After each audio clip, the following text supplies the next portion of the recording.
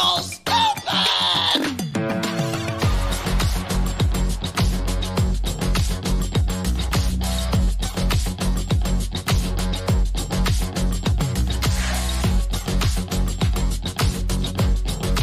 Whoa! I think we got a show. Oh yeah, we got a show. We definitely got a show. Oh yeah, there's a show.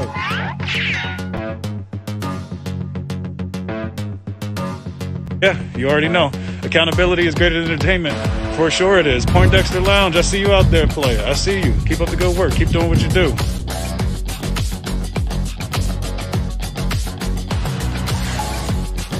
Where? When? Who? Now you want to get nuts? Come on.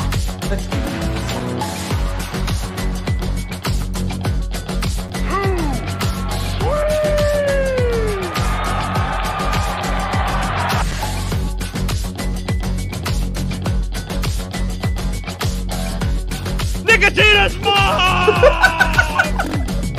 Oh yeah! Nothing! Nothing! Ah! I love this song! Ah! What a time to be alive!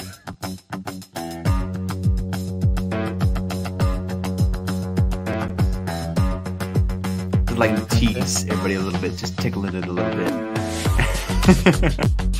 you do you, boo, right? Any trouble? I'm here fishing, minding my own business. So look, I'm gonna need you to leave. I'm gonna need you to leave. Ah!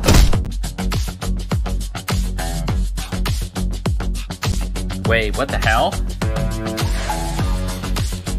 Oh, that's better. I thought I had shit on my screen for a sec.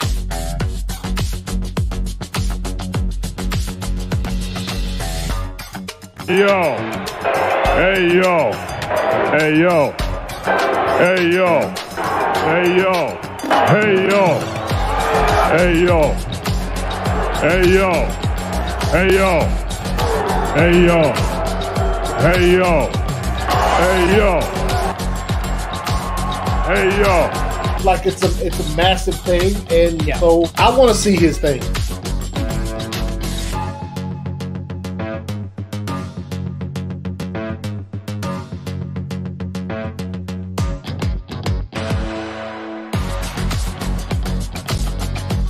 Well, folks, you're about to see that thing because it's time once again for the Poindexter Lounge. It's time to jump into some nerdy goodness tonight. That's right, we got a lot to talk about. I wasn't able to be here last night when we were celebrating the return of Henry Cavill. But is Henry Cavill really back? I mean, Grace doesn't think so. There's all these people saying, no, it's impossible. He doesn't have a deal. There's no reason why we should suspect that. I mean, I don't know. Warner Brothers himself only shared that video. He's only officially on the Superman pages and all that good stuff. What do they know? Henry Cavill's just leveraging. He's got Warner Brothers on his side, fighting for the same thing. Hold on a second. That can't... hold on. Let me check my program notes here again. That can't be right. No. I don't even know anymore, man. I'll tell you what, everything seems to have collapsed around us because James Gunn is now literally one of the new studio heads at the new DC Studios. Throw out all the program notes, folks. Everybody's pissed off. Everybody's happy or pissed off. They can't even decide anymore. Who would have known that the same week that we got Henry Cavill coming back, that all those people would still be ticked off? Pepperidge Farms knew. And they remember. But we got a lot to talk about tonight. We're going to have a lot of fun tonight. Do some victory laps. We're going to talk about scoopers and the fact that they don't know. Oh, I can't say that word, can I? I don't know. They can't fire me. But I'm not going to say that word anyways. But here's the thing. They don't know anything. Where were all the videos, the countless videos? Oh, it's a lot to talk about, ladies and gentlemen, and we'll get to it all here tonight. Thank you for joining us. Stay tuned. Go get your beverage of choice. And hey, just know, Enosh loves you. Let's jump into the Poindexter Lounge, shall we? Let's do it.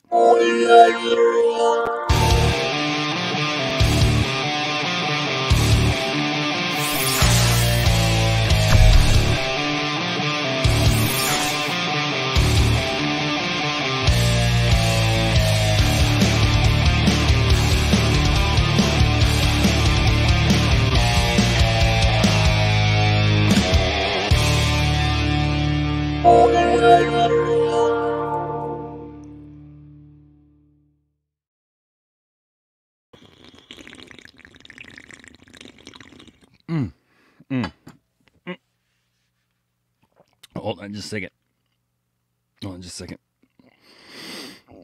Whew. Hey, ladies and gentlemen, welcome to the Poindexter. No, it's not what you think. Welcome to the Poindexter Lounge. My name is Enosh, if you didn't know, and it's great to have you with me here in the lounge. This is the lounge. This is the place we call the Poindexter Lounge, folks. It's a place of magic. It's a place of toys and nerddom and history. There is so much history in this room of things that have happened, experiences that we've had together. We've watched movies together. If you've done watch parties with us, we've talked about Zack Snyder's Justice League. We've talked about DC in general because we're DC fans. We've talked about Marvel. We've talked about Star Wars and Star Trek and all the different nerd stuff that we could possibly want to talk about. And tonight is no different. Ladies and gentlemen, welcome to the Poindexter Lounge.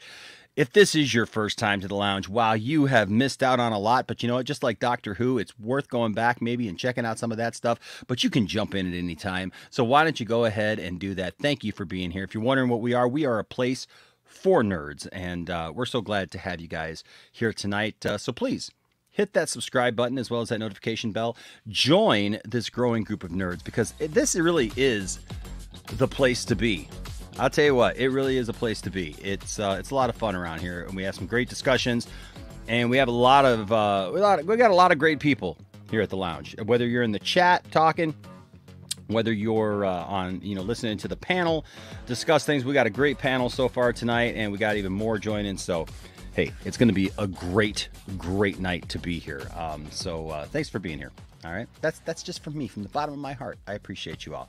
First of all, though, ladies and gentlemen, I do want to talk first about something that is very near and dear to my heart. And what is that, you ask? Oh, it's our good friends at bullysticksdirect.com. That's right, our good friends at bullysticksdirect.com. They are our sponsor. Look, I'm not going to sponsor just any product, right? And but this is a product that's near and dear to my heart. My dogs love Bully Sticks from bullysticksdirect.com. And you know what? And that's the only place that I get my Bully Sticks for my dogs. Now, what are Bully Sticks?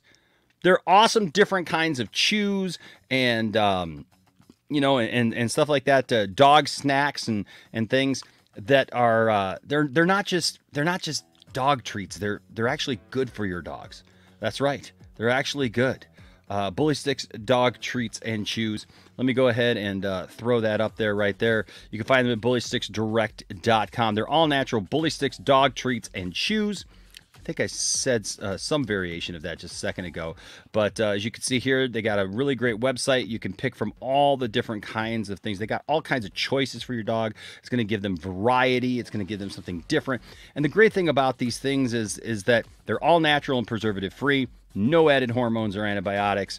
It's a single source supplier for quality and consistency. You know who you're ordering from. Your order's not going to get messed up and tossed back and forth between departments and all this stuff. And check this out. They literally have a phone number. A phone number.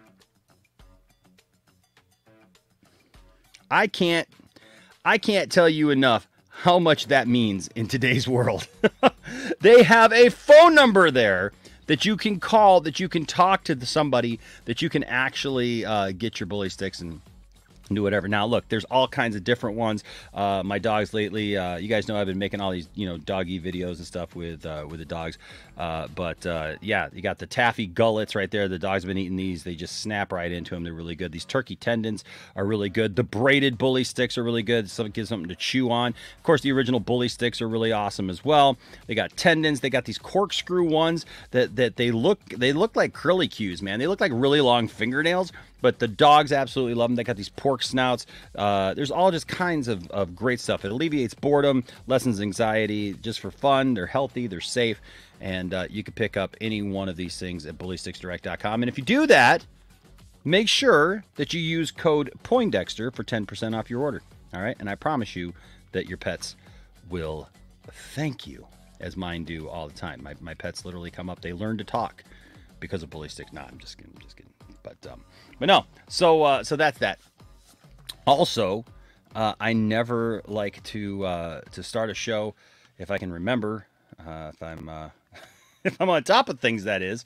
I never like to start a show without thanking all of our good friends who support the channel and are part of what we do here. And, of course, I mean all of our patrons and all of our members. There they are, the members and the patrons. The patrons are excellent. And very, very grateful to all of you. And, of course, all of the members of the channel. And it's very easy to become one of these. It's very, very simple. It's as little as $2 to become a member. And you get all kinds of emoticons and cool, fun stuff. And we do member streams. I've been doing member streams right after our main show now. And going a little bit more in depth. And then, of course, Patreon is only $1. Thank you to everyone who gives super chats during the show. You guys are mucho appreciated. And then, of course, there's some of you who, you don't want your money to go to anybody else or float around or anything, with YouTube or anything. And so you want it to come directly to us. And guess what? We have a way that you can do that too. All those links are in the description below. Of course, don't forget our store. The store link is in the description below. And we have all kinds of cool, different things for you to pick from. And we would love for you to check that out if you would. All right, Christmas time is coming up. Holiday time is coming up. And we'd like for you to take advantage of it. Now, before we jump in, I do want to show you a little fun video that me and my dogs, I forgot for the Bully Sticks thing, but here you go.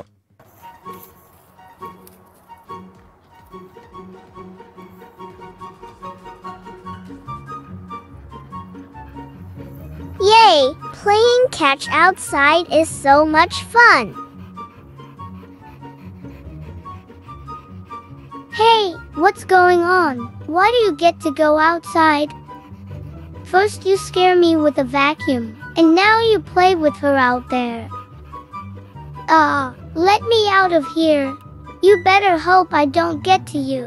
What is this magic keeping me inside? That's it. I'm eating all the bully sticks. bullysticksdirect.com. Like and follow for daily doggy adventures. Yeah, so go follow Bully Sticks Direct on both YouTube, right here. All the videos are on YouTube.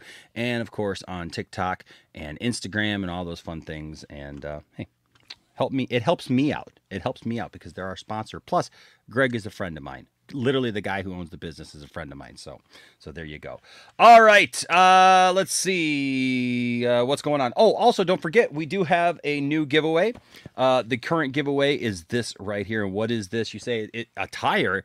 No, it is Fast and the Furious Blu-rays of the first 7 movies. So if you are a Fast and Furious fan, or if maybe you just like to get into it and you would like you'd like dibs on this, we're going to give this away. And it's, like I said, it's 7 movies. It's in this nice little collector's piece, which is this nice little tire here. It's rubberized and everything. And you open it up like that, and the movies are in there. And so this is really simple to get. All you have to do is be a patron, be a member, or give a super chat, and you're automatically in the running for that right there. Let me make sure real quick that I'm not missing anything in the chat real quick. Any super chats or anything? Okay, cool. Well, you know what we're going to do? We're going to go ahead and we're going to start bringing in our good friends because we got a lot to talk about tonight. That's right. We're going to cover the Henry Cavill stuff and a lot more. So first, ladies and gentlemen, making his way back to the channel. It's been a while. I bugged him a little bit. I said, hey, man, you haven't been on a while. He keeps going on with William for some reason. I don't know why. Like, it's not even William's channel. I don't know. But ladies Ladies and gentlemen, welcome back to the show. Thade, what's up, Thade? What's up? How you doing, and what man? can I say, man? Being Williams' co-pilot's been great. We get the weekend shows. I got a good time slot. You know what I'm saying? Like, there you go. There you go. But nah, man, it's been good. Glad to be on the main show. Yes, sir. Yes, sir. Finally, a topic I feel like I can talk about. Right. I've not kept it a secret in the past. I've not been thrilled with DC over the last year. But with what's going on lately, Henry coming back, Black Adam being good, and now this news today, I think they may have me back. Enosh, they may have me back. Uh-oh. I don't know. All right. To be continued. Also here tonight, some of you love her, some of you hate her, some of you fear her in the chat, because when she's on a roll, she's on a roll. And that's why we love her right here. Ladies and gentlemen, welcome back to the show. Miss Stella. What's up, Stella? Not much. I like being called the Thumbs of Doom. The Thumbs of Doom. I think we need to like make a shirt that's like two thumbs up, and it's just like the Thumbs of Doom. Yeah, hey, we also need my electric mayo rat too. I know, man. I gotta, you know what? It's been so long since I've done any of that. Let's see. Hey, by the way, if you give a super chat tonight or you join the membership, you get access to the Magic 8 Ball. You can ask the Magic 8 Ball any question, and we know that this Magic 8 Ball is the real thing. This is the real thing right here. So let's ask it a question real quick, Thade. Will Enosh ever actually make the what was it again? Electric mayo rat. The electric mayo rat t-shirt. He keeps telling Thade he's going to. Don't count on it. And the answer is... There you go. It knows me oh too well. Also, ladies and gentlemen, welcome back to the show. Good guy. Don't get him on here enough. And hopefully his internet allows him to stay. I remember he used to have internet problems. And he would come on. He'd be here for like a half a second. And then he'd be right back out the door. But... he likes to stir the pot, as it were, all over Twitter, and there's been many times he's tried to cancel me, jokingly, but I've been doing some pot stirring myself on Twitter lately. Oh yes. Well, I've become a gunslinger, my friend. We're gonna share my pot stirring here in a second. All right, Isaac.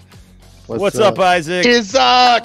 Who said I was joking about canceling you? Oh, I'm just kidding. Oh well, hey, Isaac. What's up? Isaac. All right, and ladies and gentlemen, also rounding out our great panel tonight, ladies and gentlemen, you know him as the Godfather. That's right. Not the Godfather of soul, although I'm sure he does have some soul, ladies and gentlemen, but he is the Prime Godfather. Welcome to the show, Prime, the Godfather. What's up, Prime? Good? What's up, Prime? How you doing, What's good? What's good, Enosh? What's good, everybody? How y'all feeling tonight? Oh, I'm feeling great. I'm feeling so good, Prime. Like DC's future's so bright, we gotta wear shades. Listen, hey, hold on a second. Larry here with the $4.99 super chat says, "Hey Enosh, I sent my address for my prize via Patreon message. #restored. Awesome. I will definitely look for that then, and I will get you that. He won. Where'd it go? Oh yeah, he won. Scare Glow. That was our last giveaway, was Scare Glow. So yes, I'll be sending out Scare Glow to Mr. Larry, because when people win, they really win around here. So hello to Aaron in the chat there. What's up, Thomas? You know what? I feel like there are going to be people who come back who have not been around for a while. Because you know what? It's always good to see people come home to the lounge. I always love that. So I've been here. I've just been in the junior leagues. I know. What's up, Cherie? Always love seeing Cherie here. Jason Ease is there. Phil TMT is here. Film Goblin is here. Who else is here? Chino is here. Since they announced that they were looking for a DC Studios head, I always thought James Gunn would be a great choice. Protoss X is here. What's going on? Yes, Sci-Fi Center is epic. Crime Corgi is here. Gunn asked Snyder for stunt recommendations for Peacemaker. Gunn and Snyder both worked on Dawn of the Dead. Gunn can possibly bring back... Hey, you know what? I'm not saying anything's impossible, man. That's for sure. What's up, Benimus? What's up, Ryan? What's up, Vince? Always good to see Vince. What's up, Levon? What's up, Jared, Mr. Wayne? What's up, Brian Master Nunn? What's going on, man? We miss you, buddy. What's up, Bay City or Bat City stuff? I mean, look, there's a lot of things that are probably going to end up changing here. What's up, Dork Knight? Good to see you, my friend. Says, honestly, I don't like James Gunn's Suicide Squad, so I'm nervous about his take on DC. And listen, that's fine. But if you don't like James Gunn stuff, look, I'm not the biggest James Gunn fan, and I want to get to that a little bit later because I want to talk about the Henry Cavill stuff first and foremost. But I will say this about this, El Tequilas. I get it, right? I get it. His Suicide Squad movie wasn't my favorite thing in the world. I didn't hate it though. I actually really liked it. I enjoyed it. I do like David Ayer's Suicide Squad, even the theatrical. I like it better. I like the theatrical version.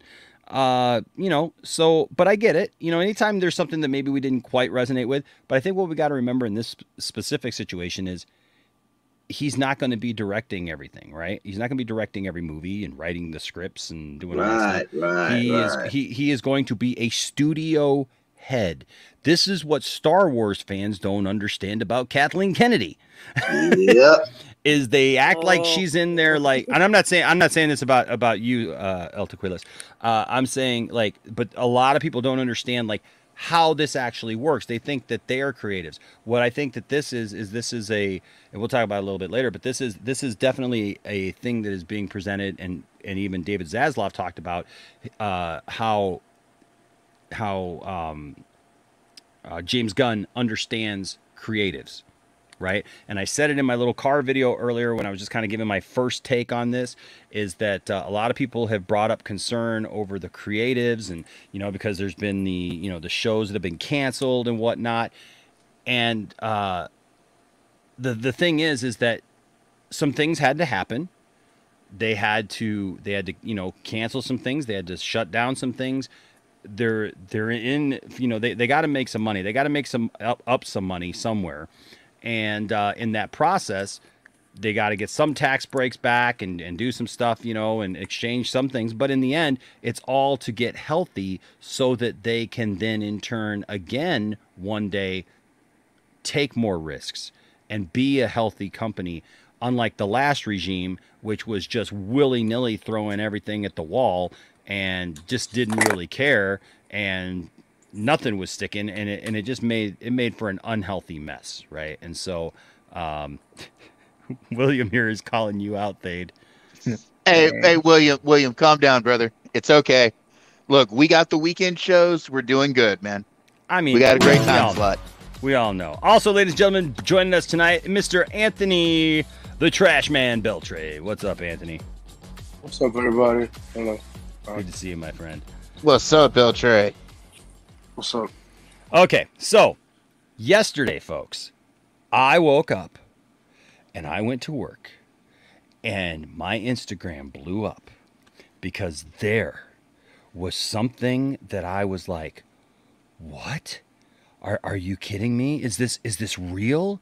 Is that I felt like, remember that what was that Charlie video? Like, or no, not Charlie video. It was the kid who goes to the dentist and he's like, is this real life?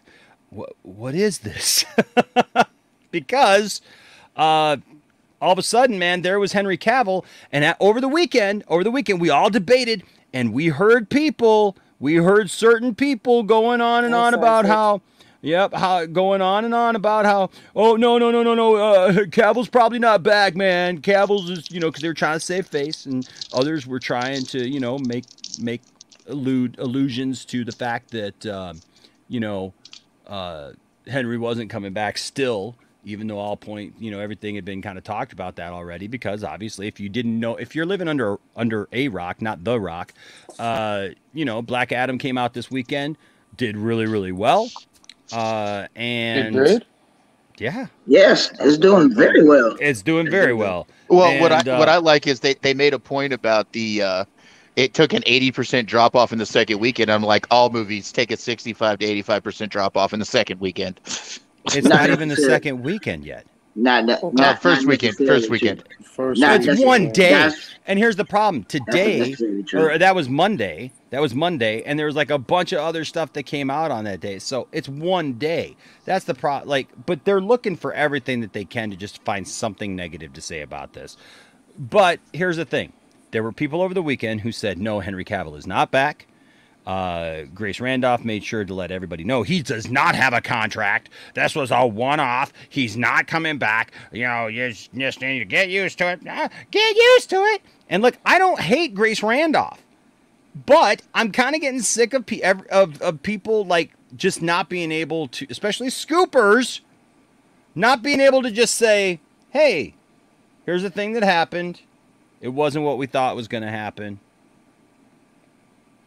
Let's move on. Nope, they can't do that. Grace blocked me on everything. Man, because I called her disingenuous. I think she has more people blocked than people following. And that's why I tell people, do not tag Grace Randolph when you are talking about facts or your true outlooks. Don't tag her. You can hashtag it, hashtag her name, but don't never tag her. Prime. I didn't even hashtag her. I simply said it to one of her stands, and she blocked me. Oh, you probably didn't take her. You probably didn't take her tag that was on the actual that thread. So you got to actually take her off so she can't see it, unless she's really looking through it. So you can't tag anything with Grace Randolph because the littlest thing, because she's highly sensitive, she will block you. She didn't block me. I just know how she operates. Insane.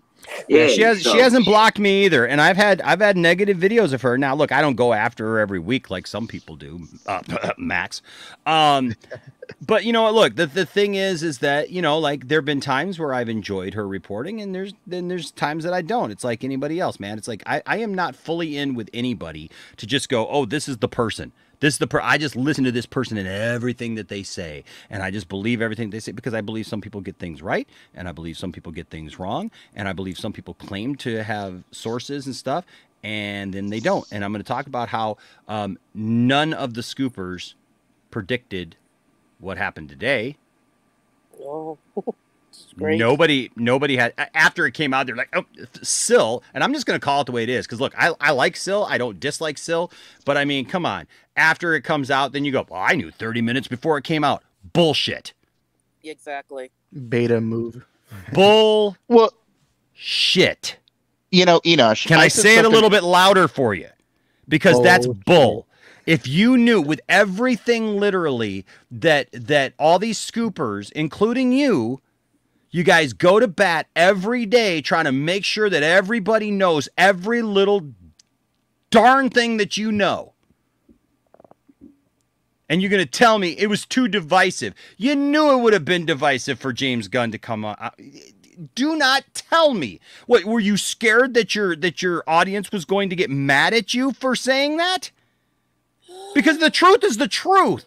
I'm sorry, are you scared that your audience would be mad at you for reporting the truth? But that is no. Where is the integrity? Where is the integrity? I think you're asking for too much, Enosh. You're asking too much, Enosh. You're asking for integrity. Enosh, I think you gave Syl such a high standard. True. I'm sorry. I'm just asking the question. I'm asking a journalistic question here. Really. Where is the integrity if you don't just report the truth, whether or not you like the truth or not, whether or not you feel that your audience is going to like the truth or not? Because I swear to God, it's been any other story that you thought you could get ahead of, you have. So if you knew 30 minutes in advance, unless you were like literally stranded alongside the road still with no cell reception, and I don't know. Like, I'm sorry, and I'm not trying to call anybody out, but I am, because I am so sick of scoopers. Oh, yeah. This scooping crap needs to end. I get it. It puts money in your pocket. I understand I understand the why. But here's the thing. You are not helping fandom. You are not helping the news. You're not helping get real, true stories out there.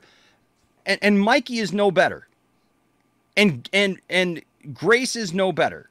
So, like I got nothing to I know that people are going to be mad at me, But you can just be mad at me, and I'm sorry you can be mad at me because you're already pissed off at me anyways. The people who are going to be in that crowd, you're already pissed off at me anyways. So why don't you just, just be more pissed off because I actually said truth, and that's the truth. If you knew, you would have reported it, and you didn't. But then, of course, news like this came out yesterday, and Grace Randolph still tried to deny it. Look, she sure did. Hold on. Dumbass. Listen to this right here. How do you deny this? Coming up right here. Hey everyone. I wanted to wait until the weekend was over before posting this because I wanted to give you all a chance to watch Black Adam.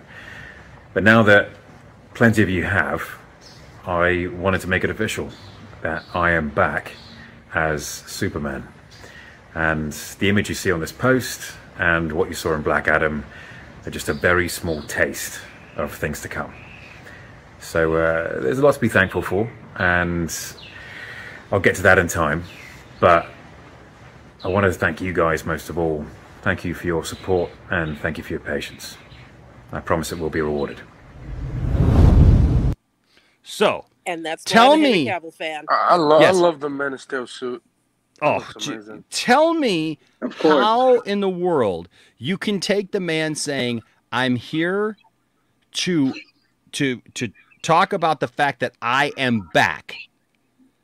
I am here to solidify it." What's the exact word he uses? Hold on a second. Let's. Now that plenty of you have, I wanted to make it official. That I want to make it official. Yes. Official. Official. What does the word official mean? That means legit. It's concrete. Legitimate is here. It's in the concrete. It's embedded. It's done. Let's go. I mean, how dumb do you have to be? How thick-headed are you? But Grace Randolph never liked Henry Cavill. That's the one thing people got to understand. She never liked Henry Cavill. She always had a vendetta against Henry Cavill. And say, because I am female and I have worked in the industry, Grace Randolph is pissed because Henry won't do her. He won't have sex with her, and that's why she's acting an ass. Oh, I'm sorry, it's vulgar, but it's true. Hey, but you know what? I wouldn't put it past it. Hey, it is what it is. Classic Grace Randolph. She's a dyed blonde, but as I've been telling in other chats, when I look at Grace now, the eyes in her sockets are doing a spiral. Well, can I just point out the fact she needs a straitjacket. There is something wrong with that woman now. I used to follow her, but last year when she started pulling crap out of her stinky butt, I just unfollowed her. Didn't want to know anything about her, and she's like grasping at things. And again, I used to work in the industry. You do not bite the hand that feeds you. She is creating so much bad blood with the new regime because of all her ins with the old one. She's screwing herself royally. And I don't know what type of drug. Well, she's got to screw herself because apparently Henry won't, right? Oh my! Okay, but look, I don't know anything about that, but this is what I do know. 104 people are here right now. Please smash that like button. We appreciate you being here tonight. Smash that like button, subscribe, and subscribe. Because we're going to tell you the truth here. We're going to report the actual news, whether we like it or not, whether we think that our audience is going to like it or not. We're going to report the truth, and that's it. I will always state my opinion, but my opinion is my opinion. You don't have to agree with me, but you know what? Speculation is fine. But when we get together and we're like, this is happening, this is truth, folks, and it's not, it's not. But then also when truth is staring you right in the face, right here with Henry saying this, seriously. Now, I also want to point out the fact that, how long has it been that Henry had been rumored to be back as Superman, and he never said a word. Never said a word. Right? I mean, it's been outside of Zack Snyder's Justice League. That don't count because that was already filmed. Mm-hmm. It's been 6 years since he's actually been in the cape. Right. It's been 6 years. And how many times, Prime, have I turned on my computer or pulled up my phone, and all of a sudden there's some rumor that Henry Cavill's back, right? That Henry Cavill's back, and I go, okay, but we don't hear from him. We don't hear any confirmation. You know, we talked about it. We've talked about it. Even when it looked like he was coming back, and then he didn't. And so this though shows you there's something wildly different about this time than it has been for the last 6 years. Well, you know, Enosh, I want to point out last year, you know, almost a year ago now, while I was on Brodan's channel, him and I pointed out that James Gunn has been talked to about being studio head and that he would probably take the job. And I got laughed at. Chris even brought it up on Brian's show a little bit ago. You know, he even laughed at me and Brodan about it. And what was the announcement today? And that was just me spitballing. I'm not a scooper. I just make educated guesses. Yeah. And I'm finding 85% of the time I'm right. Hey, man, you did a good job. If that was the case, because I didn't see James Gunn on my radar. I was completely. Well, we still on Henry, but you know. Yeah. But the one thing I was correct. I've been telling people for months. This is what I actually have. Go ahead, Enosh. I know you want to say. Okay. Yeah, I know. So I want to play because I want to talk. So here he is talking about. You know, he just said, "I'm here to set the record straight. This is what's happening." I am back as Superman. When you say I am back as Superman, you don't say I am back as Superman if you're just doing 2 cameos. Exactly. That Classic Man of Tomorrow, anybody? Yeah. You know what I mean? Like, you don't, like, there's no reason why he would be like, I'm back as Superman. If it's just the Black Adam cameo and the Flash cameo. You don't say that. He hasn't done that at any other time. Why would he do it now? It doesn't make any sense. And to make it even put more in people's faces, that they put the article out saying that they're in not production, they're in the works of making a Man of Steel 2. Yes. They don't have a director. They looking for a writer, but we do have a producer. Right. We do have a producer. It's Charles. And all I have to say about that is, can we please finally get Brainiac, and can we please finally get the Man of Tomorrow storyline? And today they confirmed that would be awesome. They're looking for writers for Men of Steel 2 and having pitch ideas for the movie.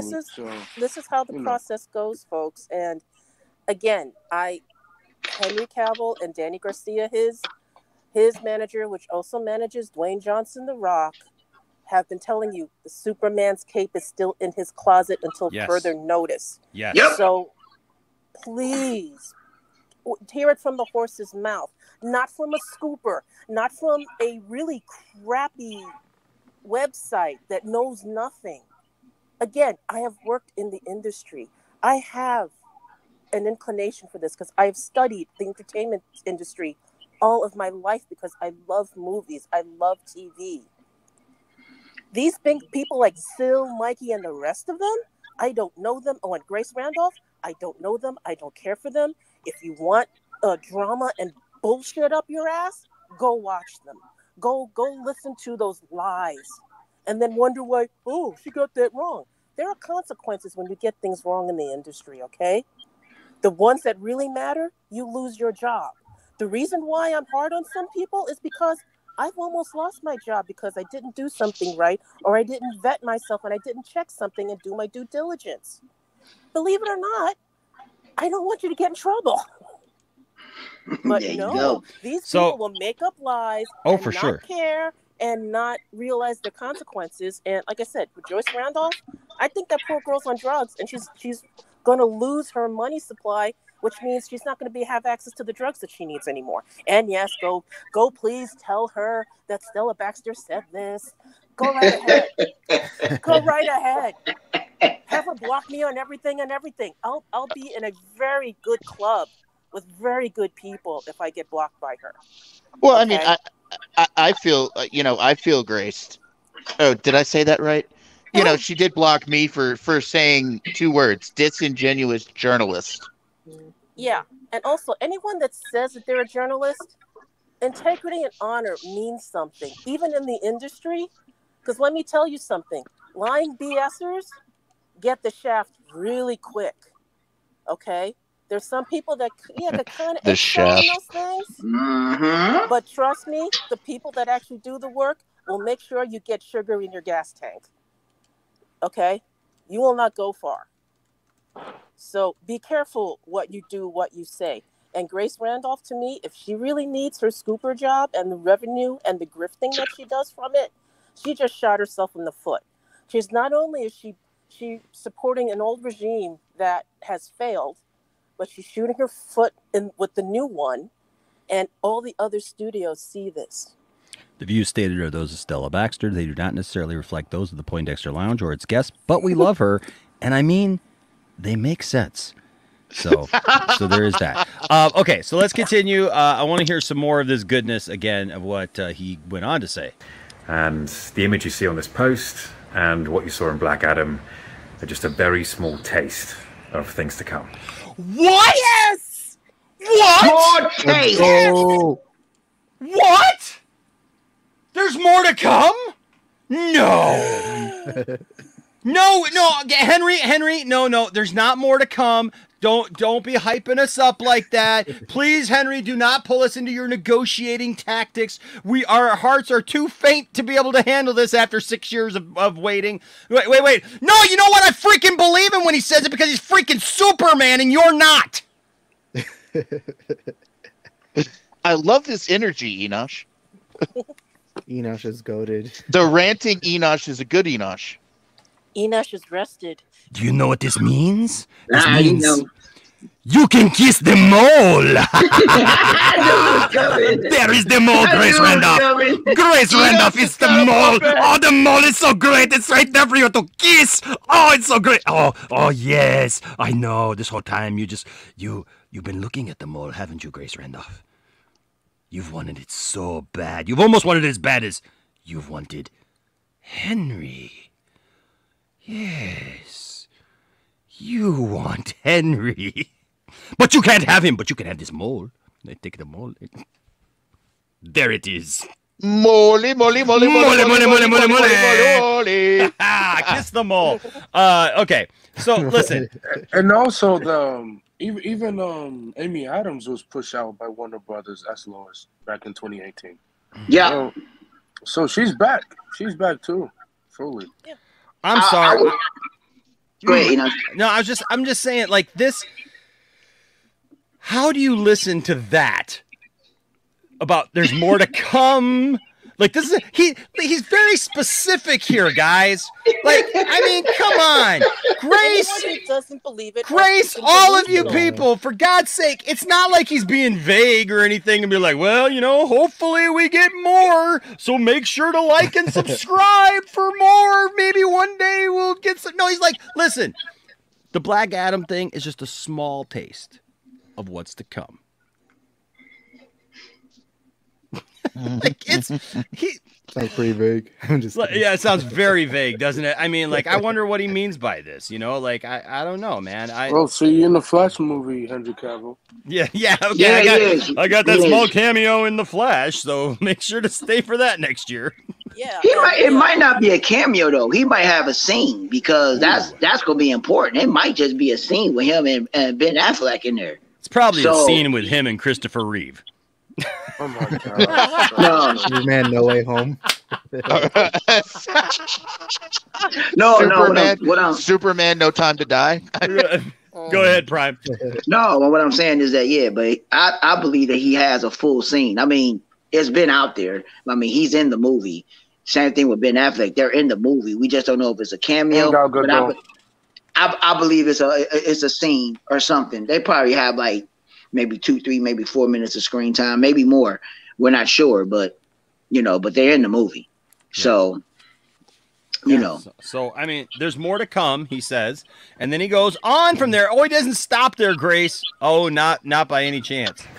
So there's a lot to be thankful for, and I'll get to that in time. There's lots to be thankful for. I'm doing another cameo, guys, so there's a lot to be thankful for that one cameo. I don't really have plans to do much more. Just that cameo, because if I had more to do, I would tell Grace Randolph, because I really care about what Grace Randolph thinks about me. But I wanted to thank you guys most of all. Thank you for your support and thank you for your patience. I promise it will be rewarded. What? Yes. What? Yes. I believe that was British for I've got a lot of things coming. I'm about ready to have a lot of things coming, because that dude, no, I mean, you have to be a complete and utter moron to listen to any of that statement and go, no, guys, I'm telling you right now, he doesn't have anything in place. He's just using it as leverage, when even Warner Brothers shares that video. I'm sure somebody at Warner Brothers is like, hey, you know what? I know we're in negotiations and like we don't want to like tip our hat too much to Henry that we might want him back. So go ahead and throw up the video that he's promising more. Do that. Incredible is Warner Bros. Though. Yeah, that was the good part, is that Warner Brothers Discovery threw that up. So again, how can you deny that? And how can you lie your way out of that one? I mean, thank you, Grace and Scoopers. This is why I don't listen to you, and pity I don't work in legal anymore, because I'd send out a lot of desist letters. Oh my gosh. But okay, so this is what I thought was really hilarious though, was not only did, you know, she make whole videos and everything talking about how, you know, it was not confirmed, and you know, we don't know when he's coming back or if he's coming back. He doesn't have a contract in place, blah blah blah blah blah blah blah, right? Well, he's still under. First of all, can I just say how awesome Henry looks here? And I'm going to talk about this in a second, but a couple of things. One, listen, there's 116 people here. Welcome. If you're one of these people that you haven't been here a while because maybe you were led astray by some other people who promised you a bunch of stuff, first of all, welcome home. If you're just here because you found us and you just love talking nerd stuff, welcome. We're so glad to have you guys here.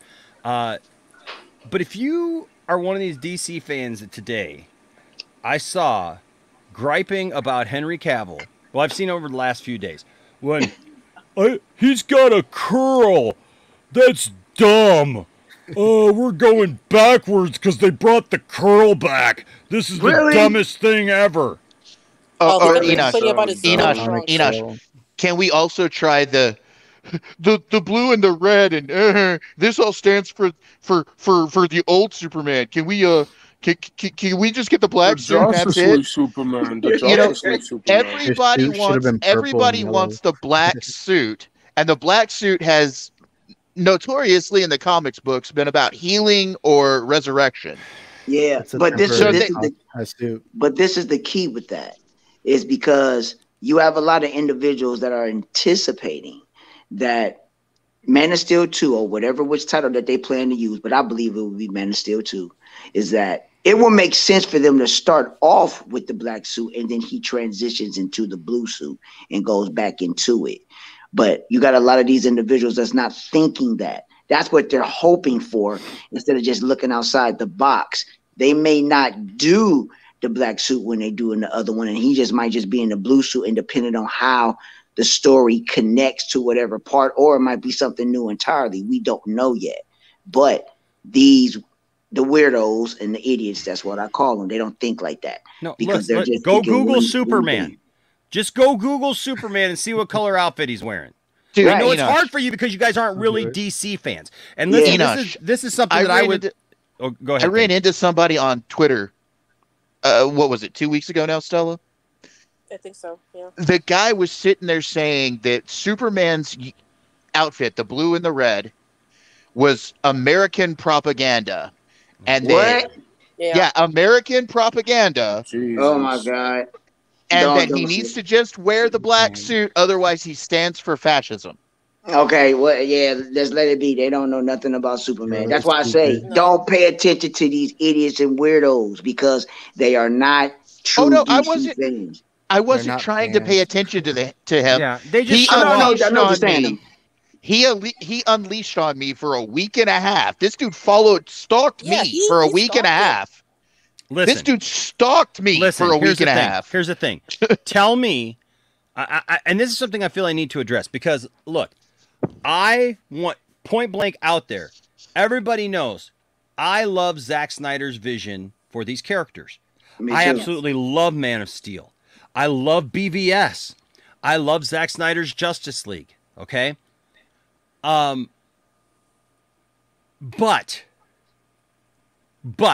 and I understand some of you came into loving these characters. I do want to be understanding a little bit, because some of you came into loving these characters through Zack Snyder.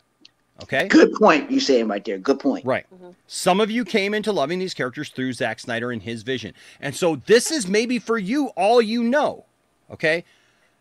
And I want to try to be understanding. But when those of you who came in that way try to push back on everything and act like you now know things that you don't know, and act like you're the experts on something that you're new to, you need to understand your place and understand that you have decades of understanding to catch up on. 80 years, bro. 80 years. Enosh. Okay, hold on. No, Enosh. let me finish, Dave. Let me finish. Because here's the thing. This pisses me off. When I look at this blue suit, and you want to say that somebody said that this is like fascist America, that's what it's supposed to represent, or that the curl is old fashioned and it's out of space. And I also saw the things about the black suit. You don't understand the black suit. The black suit was never meant to be a permanent fixture. Zack Snyder himself did not make the black suit a permanent fixture. Even in Zack Snyder's Justice League, once Superman succumbed to the anti-life equation, we see him in the blue suit again. And it was always supposed to be that way. The death and return of Superman storyline. He starts off, he dies, he comes back to life in the regeneration black suit because it helps him absorb the sunlight even more because it's black. And therefore, it looks super cool. Don't get me wrong. I love Black Suit Superman. I got a collection of Black Suit Superman. I love the character of Black Suit Superman. I love when they brought him back in the Lois and Clark series during the New 52 when they were getting ready to transition to Rebirth. I love all those things. I love how Superman looks in the black suit. But understand this: Superman has more than one freaking suit. Zack Snyder even established that literally in his movies, with Superman walking through the ship, and there's like, hey, here's a suit here, and here's a suit here, and here's a suit here. I think, the guy's got a freaking wardrobe. Maybe he wants to go to something a little more colorful. I think his suit should be pink. Well, Batman's got one of those. But here's the thing. Zendara, yeah. I also heard people talking about today now because, and we'll get there in just a minute, but this is along the same lines of, because James Gunn is now part of the head of DC Films, I'm done with DC. Then good riddance. Go. Yeah. Don't let the door hit you in the ass on the way out. Because you know what? You're full of crap. You never were a DC fan. You loved one thing and one thing only, and that's great. So you know what? You got that. Take it with you and leave. Because you know what? You are not a real fan of these characters. You're a fan of one version. And I get it. I get it because this is my favorite iteration. But to say that you're just done with DC because one person is not going to be overseeing it, or because one person is overseeing it, is the most literally blind spotted mindset you can possibly have. And I love Zack Snyder, and I would love nothing more if tomorrow they announced Zack Snyder's coming back. I'd be, hallelujah, that's awesome. But you know what? The reality is Superman has a freaking blue suit, okay? And if you're going to leave all of DC because of this, because of James Gunn, I don't know what to tell you. You were never really a DC fan. I get it. You're a fan of Zack's work, but you know what? Also, I'm sorry, there's just a bunch of freaking weirdos out here. There's a bunch of freaking weirdos. You act like you're Zack Snyder's friend. You act like you're his best friend, and you scare me. You really do scare me, because I see posts from people who speak up for Zack Snyder, but then they talk as if they know what Zack Snyder thinks. And you don't know what Zack Snyder thinks. I can literally be on a stream with Zack Snyder in which he comes in to just chat and have a good time, and you guys are like, oh, Zack doesn't like those guys. Shut the hell up. Like, really? What is wrong with you people?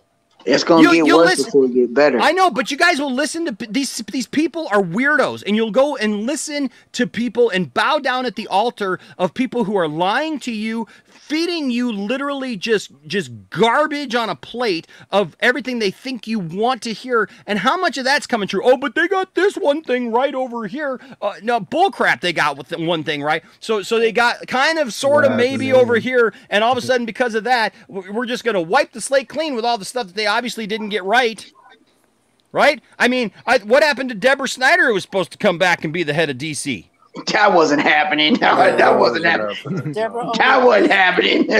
I remember that being reported. Yeah, I know, but that wasn't happening because Deborah wasn't gonna do that. That wasn't happening. It was a good suggestion, but but I don't think he would have taken it. Yeah, I would have loved to have been considered. Okay, but the thing is like, listen, for any true DC fan to ever complain that Superman has a blue suit. There's something They're wrong. not DC fans, dude. They not Well, I want to DC point out. fans. I want to point out this, and this is very important: truth, justice, and the American way. Oh, we don't say that anymore. We don't say that anymore. But actually, they do. Now, I'm gonna let people so they know. If y'all haven't watched Batman and Superman Super Sons, that is absolutely fantastic. Yeah. They actually went in there, and while he was flying with Jonathan, he said that I'm for truth, justice, in the American way. And I was like, now that's Kal-El. That's the way it's And supposed can I to point out something too? When Superman says truth, justice, in the American way, I know there's a lot of people who will twist that into being something, and we've had to, make it, and I don't have a problem with truth, justice, and a better tomorrow. I have no problem with that either. Me neither. I think that that's definitely a Superman type of statement. But when you hear the American way, he's not talking like we got all these people, like we live in this post-Trump world where everybody tries to twist something and make something to be something that it's not. And so we're going to take something that's literally been for, 80 years, right? Or so, and make it out like it's got to fit some kind of agenda today. And that's not what that statement's about. It's about the idea. It's literally what you guys are fighting for. The people who are griping about it, the people who will yell and scream about it and say that it's fascist and it's horrible that he would say American way, it's literally the definition of what America should be and what America is to Superman. Okay? And that is the fact that America is supposed to be a melting pot of all faiths, of all backgrounds, of all sexual orientations, of all just religions, beliefs, genders, backgrounds, native countries, whatever. It's supposed to be a melting pot of that. That's the American way. That's the American spirit. It's such a melting pot that they even accept an alien as a savior. Yeah. Okay. I'm just saying, when Superman says alien as when Superman says truth, justice, and the American way, that is what he means. Not what somebody told you because their definition is twisted because they live someplace else and this is all that they've seen and this is all they think of America. I don't know what other people think of America, but I live here and I can only tell you my experience. Everybody over here is not like some crazy person, out for blood. I don't know. They act like we're living in like that's a whole other political. The nightmare. That's political, but a lot of people outside of the United States, they don't like Americans. I get it. Yeah. Real quick, I want to hit a couple of these real quick, and then we'll move on because I want to show the next slide here. You have a Simon's section. You have a super chat. Is there another? Is there a? There's a super chat. Okay, chat. Okay, I'll get to that too. Simon section with a $5 super chat says, "Sing Bruce Wayne hair curl and Batman Begins after he finished swimming in the hotel he just bought. Is my favorite scene in the movie. A lot can be said for That's curls. a good movie, man. Batman Begins is a fucking amazing movie. Better than the Batman. Yeah. It's better than the Batman. You better watch it, man. You better watch it. Batman and Robin is goated. Batman Begins. Batman and Robin is goated. No, Batman. Okay. Robin is And then right here, I was like, I'm trying to get that other chat out here. Where is it? Do I have a? Is there a member chat? Yeah. No, I was just mentioning the super chat. I didn't see a member chat. Oh, I thought you said member chat. Okay, so no, I said super chat, but people talked over me. Okay. So and then Ryan here, thank you, Ryan. Good to see you, Ryan, with a $5 super chat says, "Better hope Dairy Queen doesn't sue Henry Cavill for that curl." Oh, and by the way, I just wanted to clear up. You know, I have an interesting perspective on it because I grew up in the UK and I've lived in America, you know, for quite a lot of my life. I'm not pushing the American way thing is trying to be like gung ho American. Okay, I don't want people to think that that's how I operate. I'm just saying that's 80 years of Superman, either A Better Tomorrow or American Way. Either one is a good sentiment. Okay, regardless of what you think of this country as a whole, he stands for something different, and he always has. Yeah. He was raised in middle America by probably one of the best men ever to be a father. Quite literally, Jonathan Kent was how fathers should be. Okay. And he raised him with values that overpowered the Kryptonian mindset inside of him. Okay. If he had been raised by any other person, anybody else in the world, where would that have led? You know what I'm saying? Been different. A perfect example of that is Red Sun. For the people exactly. that don't know I was going to say or even another example of an Elseworld story in America. Speeding Bullets. He was found and raised by Thomas and Martha Wayne, and that was a major difference. Okay, that was a major difference. It comes down to the basis for Superman has always been Jonathan and Martha Kent and the way they raised him to respect life and respect freedom and to respect, what is it Jonathan says to him? Mankind is flawed. Right, but respect mankind. It's respect mankind. It's something about not judging, something like that. I forget. It's all American. It's all value. So it wasn't Jonathan that said it. It was Jor-El. He said humans are flawed, Cal. Humans are flawed. But it's in them to be better. And you must be the catalyst for that. It's basically, I'm paraphrasing, but that's, you have to be the catalyst for that. Oh, yeah. Jor-El said, and Man of Steel is you could be the bridge between the two peoples. Right. That's what he said. You could be the bridge between the two peoples. Yes. And here's the thing. You know what? You either live long enough to see yourself die the hero, or you live long enough to see yourself become the villain. And I'm sorry, but a lot of Snyder fans have become the villain. Yeah, absolutely have become the villain.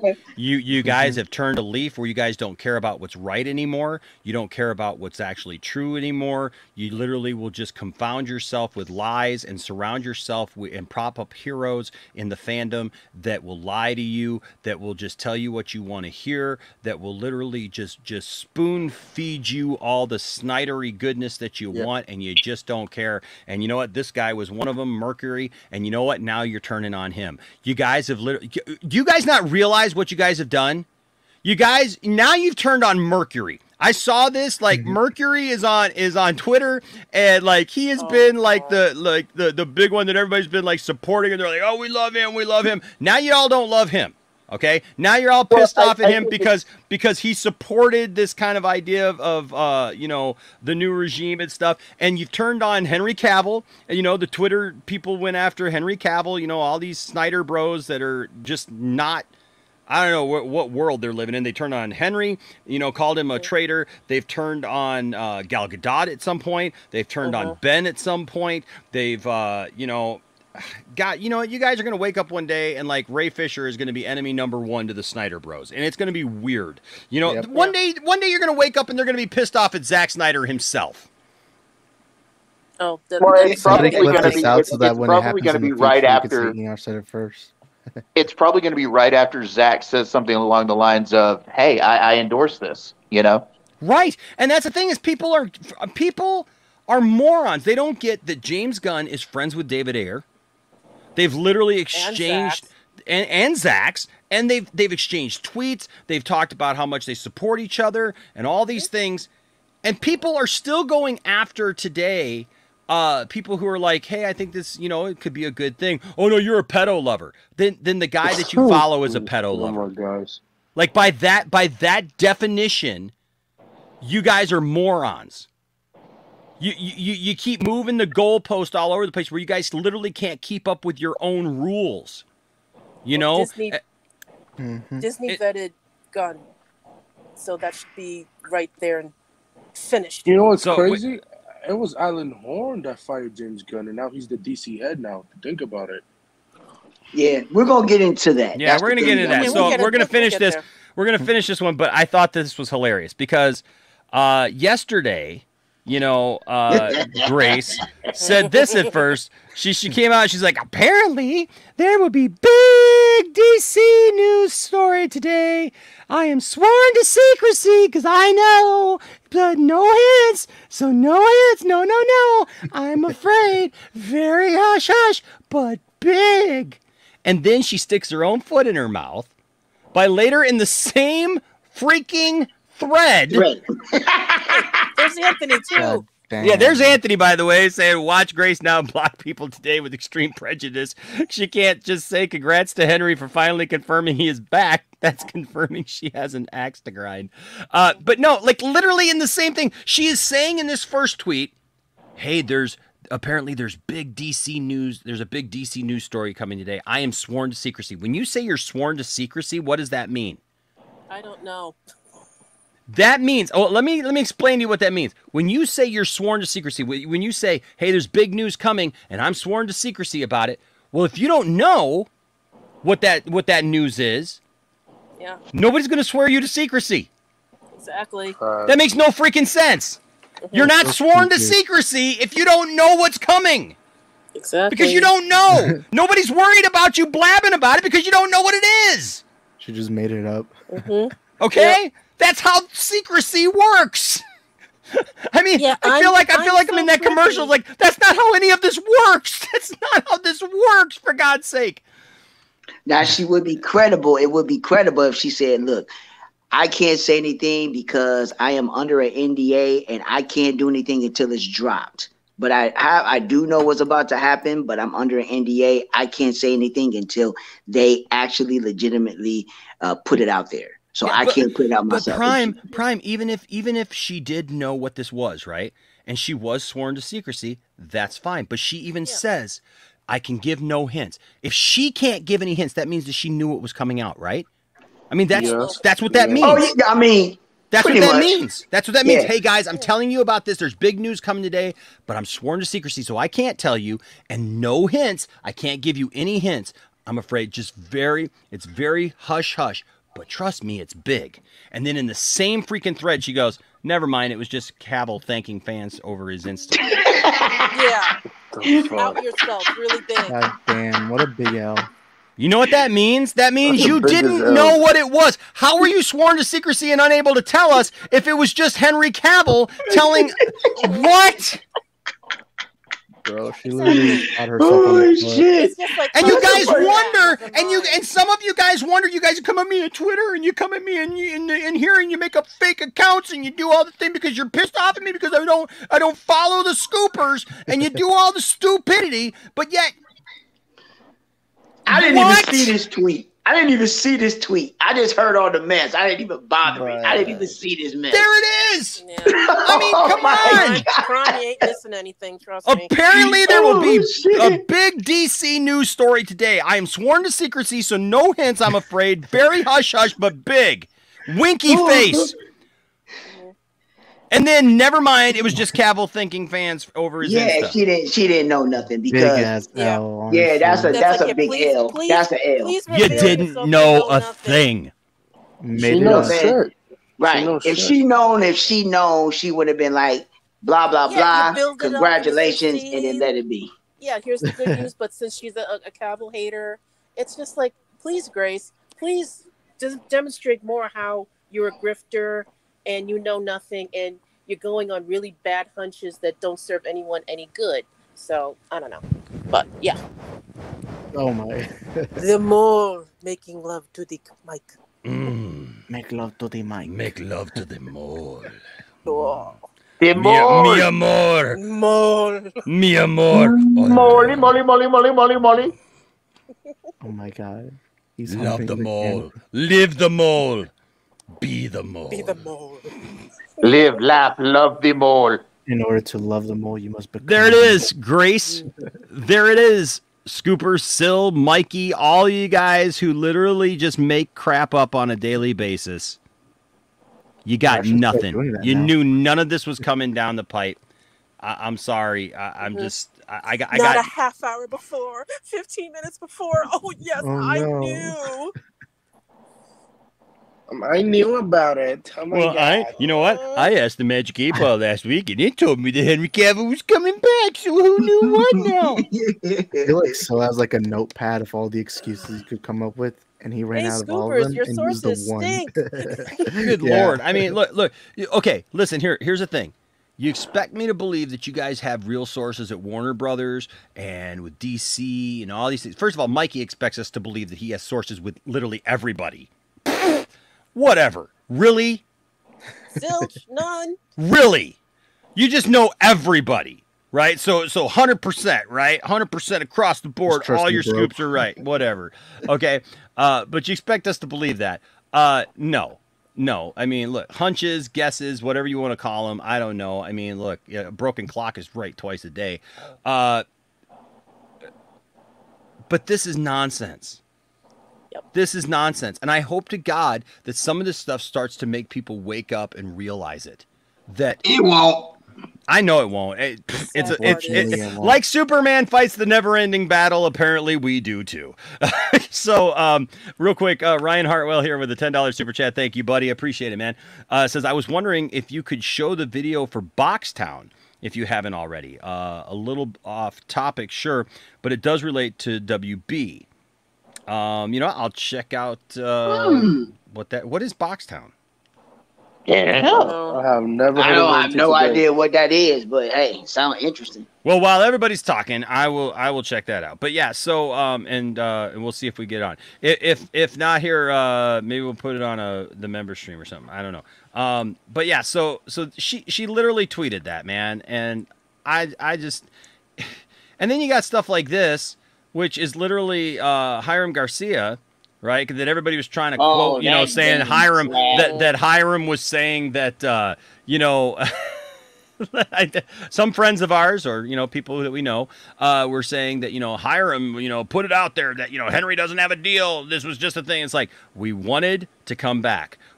We wanted him to come back, or he wanted to come back. We wanted him to come back, and we wanted to make sure that we were able to establish that his character exists in the same universe as Black Adam. Now, why do that just to go, oh, yeah, he was here? I don't know. What is the point if he's not coming back? Desperation to show that you know something when you don't. I don't know why people want to live like that. Methinks I smell desperation. Mm-hmm. And that's much desperation. Much desperation when it comes to all this. So you can all go kiss the mole and understand that please understand, folks, these people don't know a damn thing. They know shit. They don't know nothing. That's what they don't know. Am I gonna get copyright claimed for this video here? What is this? I don't know. Like, Grace is the biggest hater ever. She hates Jessica Chastain for no reason. She's hate Henry Cavill. Like, she has a weird boner for hate for these actors. Celebrities that she cannot emulate. Like and she got mad when Jessica won the Oscar this year. Yeah, because Jessica Chastain has talent. Grace doesn't. And again, it's unhealthy. In decline. The only thing I watch from Grace is her movie map. That's it. I would like Grace to just take a break from YouTube. I feel like it'd be best for everyone. Movie map is YouTube tight. Channel. But like I said, last year when she started really going off her rocker, I was just like, oh no, I cannot partake in this. It's like, get away. Again, she looked a little weird, and her eyes started to spiral. I remember last year. It's awesome. You did that. You did all the stupidity. Well, all I have to say about most of the scoopers is you never go full retard. Tropic Thunder. Right? I mean, they try to cancel that movie too. You know. Unfortunately, it's too late for them. Which And movie is we'll that? get it. Tropical Thunder. And all I have to say is Snarple the Garthok. Sworn to seek your still leaks something.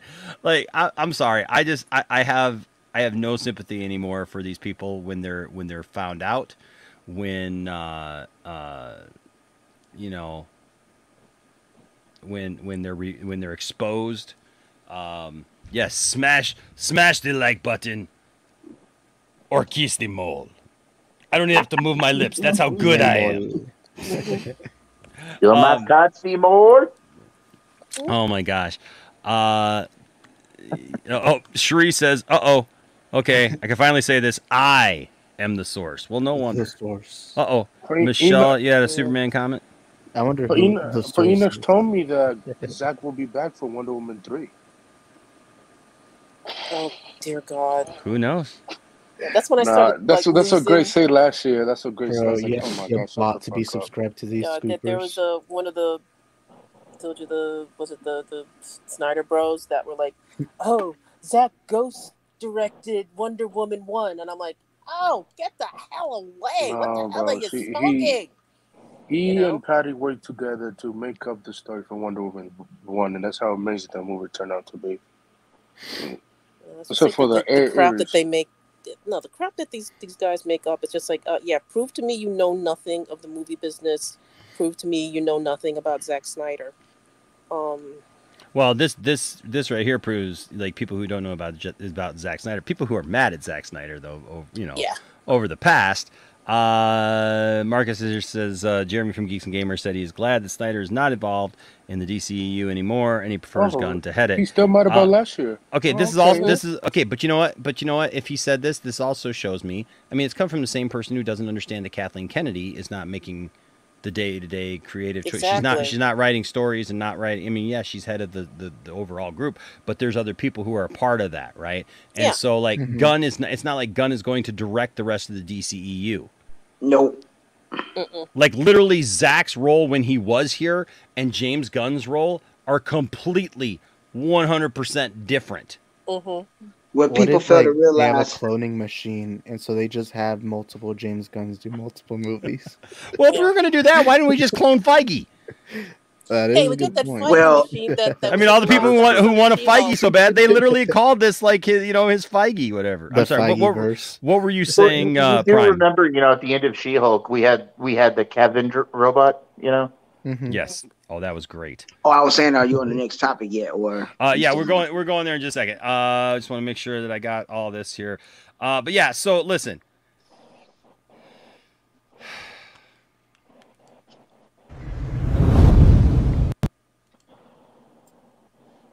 You guys, most of all, thank you. So there's a lot to be thankful for. Just a very small taste. And the image you see on this post and what you saw in Black Adam are just a very small taste that I am back. Make it official. That I am back. I wanted to make it official. That I am back. I wanted to make it official. That I am back. I wanted to make it official. That I am back. Yeah, see, Henry's back. I am back. He got a beautiful house in Los Angeles. Make it official. Make it official. Make it official. Make it official. Back. Official. I am back. But like, what's his credibility? I am back. Henry Cavill I am back. Voice. I am back. Okay. I am back. With his weekend and what you saw in Black Adam are just a very small taste of things to come. Do you think Mikey's son gave So Henry this there's a lot to be information? thankful for, and I'll get to that in time. But I wanted to thank you guys most of all.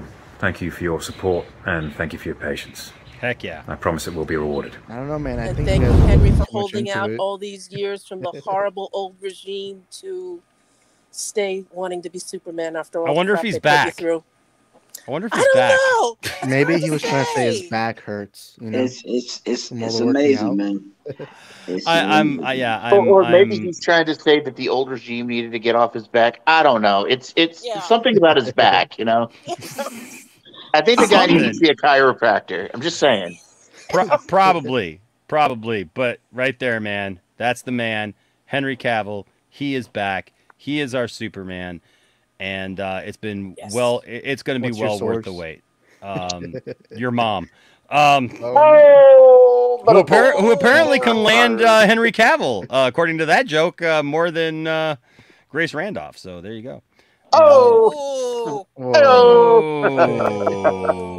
No. Okay, so and then Oh, today, with not even 1 day under our belt of being able to kind of semi-enjoy Henry Cavill being back because of all the naysayers, because the people who just don't want to, well, yeah, they just don't want to believe. They just don't want to just finally just, put it out there and just say for sure that Henry's back. They're trying. Let me just break it down for you like this. I can summarize everything up in simply 2 words. You lost. So, he's been a good sport. I'll give him that, but he's still trying to hold on a little bit. But you know what? But yeah, here's the thing, man. Henry's back. Okay. You don't say all that kind of stuff. Henry doesn't just make public statements, and he's back. So, Henry, welcome back officially. According to your video, but not according to Grace. Welcome back, Henry. I guess we all need to sit around and wait for Grace, right? To tell us, right? Enosh, as Yes. our self-appointed master of the DC ceremonies. That's me. Can we welcome me back to DC? Did I lose something? Did I lose you all? Welcome back, Faith. Can you still hear me, Isaac? You should have never left. I lost faith, Prime. I'm sorry. I lost totally gone. faith. Yeah. Nah, I was never lose on DC, man. There's other stuff, man. But can we welcome me back into the DC fold, Enosh? I mean, it's good that you're coming back, man. Enosh looks lost. Enosh, what are you looking for, man? Yeah, welcome back, Faith. The old regime kind of took you away from us. People have no idea how the old regime really, really messed up a lot of stuff. I mean, it's bad. And the new regime is doing their best. Guys, Enosh, there's something wrong with Enosh. Guys, there's something wrong with Enosh.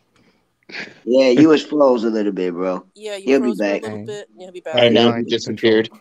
We've lost our Enosh. Oh no. Oh no! How shall we continue the stream? And somehow I'm in the front seat of the car and in the driver's position. This is not good. This is not good. I will end up driving us off the cliff. No. First, you have coming back to DC. Now he has to take over the stream. Yes. There he goes. You're muted, Jarrell. You're muted, Jarrell. Jarrell, you're muted. What the heck was that, man? I swear to God, man. Grace Randolph must be really pissed off at me, man. Like, totally shut it all off. Zone for a little bit. That's I guess so. Jeez. Maybe she owns StreamYard. Good Lord. You Phantom zoned for a minute, man. I saw that. I was like, what in the world? There is some weirdness though that did come out here right before we do hit the news of the day real quick. Whoops. Dang it. Hold on. Yes, that was yesterday's news. We have to get to today's. Right. That was just yesterday's news, man. Yeah. Today we get today. So I did have this happen last night, and I was a little worried about this, for God's sake. What? Was dun, dun, dun, dun. Oh, whoops. There we go. Awkward silence. But even a bigger fan of the Capes Crusader. What the hell is this? Poindexter Loud. Oh my God. What? Well, I hear you're a fan of the Bats, but even a bigger fan of the Capes Crusader. But I would love to know, how strong and powerful will he be once he meets the green little rock that cripples him? So sad. Your Henry Cavill won't save you. He's a witcher after all. I'm scared. Make it stop. I'm scared. Make it stop. I wish I could unsee this. I just want to say this. I said it on Twitter, but Saggy, Batman is the Cape Crusader. Yep. There you go. I'm scared. If you're gonna make a joke, do your research and do a better Joker. Yes. Was that a joke? Now you see. No, you see. The thing is, Batsy, is that I can do a much better Joker than you. Yo, did we just get Mark Hamill on stream? Was that Saggy for real? No, Yeah, that's actually, Saggy. that was a weird mix. Oh, That that's was a Saggy. weird mix of Mark Hamill's Joker and Cesar Romero's Joker. Yes, you nailed it there, didn't you, young man? You sure are a scholar and a gentleman. I want to say this, though, Enosh. Some What of would us that are a be? different Joker. Some of us are a newer Joker. Yes, you're the Joker. None of us are the Joker. I was born in the darkness. No, this scared the crap out of me when I saw it. I was like, at first, Yes, I can was we like, stop? It's destroying my mind. Stop yes, okay. So Saggy did this. That's funny though. It's funny. I said for two things. First of all, this is absolutely horrifying, and two, Batman is called the Caped Crusader, so get it right. So there was that. But no, this was my thing yesterday. Grace Randolph is trying to act like Henry Cavill is just brokering a deal by announcing this when it's literally on the official site for Warner Brothers and Superman. It's sad. I feel really bad for her. And then I just asked, hey, can the naysayers now admit that Henry Cavill is back for sure? I mean, is it okay now to celebrate? I'm sure he's just talking about the things to come because he doesn't have any kind of contract in place or anything, Boycott right? WB is trending. Is it okay, or should I just sit around and wait for permission? I mean, Sit I don't around know. and get permission. Okay, I guess I'll just wait. I guess I'll just wait for permission then. But in the meantime, while I'm waiting for permission, today came the news that nobody saw coming, nobody reported, even though apparently, still had it a half an hour before, it went live. Weeks of desperation with a happy half an hour thing. I was just like, are you freaking kidding me? How childish I'm just saying, and stupid is that?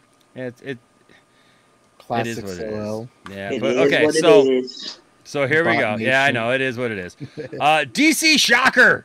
They gave us the old Shocker. Two in the It's never the mind. Shocker. Want to smell it? We got two execs and a Henry Cavill. That's you got two in the office, one in the movie. No.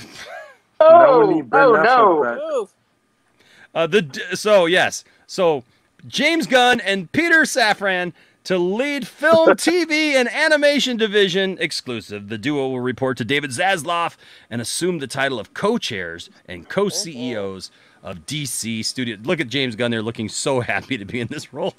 Yes. It was a shock. It was just a shock for me, just for it to be James Gunn. I ain't mad at it. I'm not mad at it. I'm not mad at it. At first, it was just a shock because I wasn't expecting it would be James Gunn. But but I got my insight on this whole of the whole thing. So, So DC Shocker, there was. I'm hating StreamYard right now because it's not bringing everything up when I initially do it. It's been weird for the past 2-3 weeks. From Yeah, but hey, guess what? Guess what? The hierarchy of power, ironically, did change. Yes. Let's go. I wonder why. The hierarchy of power in the DC universe really is changing. In a stunning turn of events, filmmaker James Gunn and producer Peter Safran have been tapped to lead DC's films, TV, and animation efforts as co-chairs and co-CEOs of DC Studios, a newly formed division of Warner Brothers that will replace DC Films. That Walter Hamada is gone from now. An unprecedented move in which a top director will assume a top executive post marks the end of a months-long search by Warner Brothers Discovery CEO David Zaslav to replace DC Film boss Walter Hamada, who departed the studio last week. That search had all of Hollywood guessing and playing executive bingo for who would land one of the most coveted and challenging jobs in town. In recent weeks, Gunn and Safran were spotted on the Warner Brothers lot, meeting with Warner's film co-chair Michael DeLuca about future projects. And according to sources, the initial overture to Safran and Gunn came from DeLuca over the summer, even as the studio was in shaky talks with producer Dan Lin to take the job. Now, what I've heard about the Dan Lin thing was Dan Lin was more interested in getting that position than Warner Brothers was interested in actually offering him the position. I've heard things about how he was the one who contacted them, and they basically did him the favor of listening to him. take that with a grain of salt. Who knows? But the reason why it didn't fall through is because he wanted his production company to be part of the deal, and they weren't going to let him do that. Yeah. So Gunn will focus on the creative side of things, while Safran will focus on the business and production side. Both are expected to continue to direct and produce projects. That's interesting. Respectively, they will report directly to Zaslav and work closely with Warner's film bosses DeLuca and Pamela Abdi. Sources say the deal runs 4 years, and Gunn will be exclusive to DC. The goal is for them not to just be producers, but to truly function as executives, even as Gunn will occasionally hone a movie. Unlike Marvel Studios, DC has multiple films set in the separate creative universes, and according to sources, Joker filmmaker Todd Phillips' work on the upcoming sequel, which goes into production later this year, will not fall under Gunn and Safran's purview, but instead will be overseen by DeLuca and Abdi. Matt Reeves, who worked under Hamada, has a budding universe based on the Batman movie, and it is unclear under whose purview Reeves' future projects would fall, but everything else moving forward would be under Gunn and Safran's. DC has among the most entertaining, powerful, and iconic characters in the world, and I am thrilled to have the singular and complementary talents of James and Peter joining our world-class team and overseeing the creative direction of the storied DC universe, said Zaslav in a statement. Their decades of experience in filmmaking, close ties to the creative community, very important comment right there, and proven track record, thrilling superhero fans around the globe make them uniquely qualified to develop a long-term strategy across film, TV, and animation, and take this iconic franchise to the next level of creative storytelling. And then it just goes on about, who Gunn is. Obviously, we know who Gunn is, who Safran is, who Safran is, and then, like their story. So you guys can all read that. That is right there at the Hollywood Reporter. Is there comments? Is there comments? That's a good question. Hold on a second. We always like looking at the comments if there's comments. They usually don't have it. They usually don't have it. Damn it. They don't have comments on this one. They don't have comments on this one, bud. I'm so sorry. Like usually they have some comments, man, but they don't. They don't have any comments on this one. I wonder why. They hit the comments. They hit them. They hit them. That's conspiracy. Conspiracy, I tell you. They don't want us to know. Oh no! It's a conspiracy, Batsy. They don't want anyone to know who actually likes it and doesn't like it. Okay, so Prime. Tell us what you think of this, buddy. I know that you got a lot of thoughts on this and been chomping at the bit to share, so I'm interested in hearing from you, sir. Well, no, I mean, basically, I'll say this, is that there's a lot of positives to it, because earlier today I was it was a shock with it just with the news, but after I had time to actually read the article, think about it, look at all angles of how this all can fall in play. Actually, at this point right now, I like it. I don't disagree with it now. It's very good because James Gunn is not going to have the time to really worry about trying to direct. He's more worried about trying to get a plan, to get the personnel, to get properties going. Safran, all he's going to do is produce and just do the business side of everything. So I think that's the good thing. And I said this for months. And everybody was like saying, well, no, I don't sound right. I said that if they wanted to have a Kevin Feige, and that's what they were trying to do, there is no other Kevin Feige. There's only one. Yep. You're going to have two people. That's the only way you're going to be able to do this. I understand you're going to have other people that's going to round out the table, that's going to give their ideas and their outlooks. Absolutely. But to actually run that studio, you're going to have two people. There ain't no other Kevin Feige. There's only one. That's just the way that it is. So, and actually, like I say, I'm good with it. And at the same time, I think James Gunn, he's going to listen to the actual fans because you have access to him. For people that don't understand this, you got access to him. He's an executive that you have access to.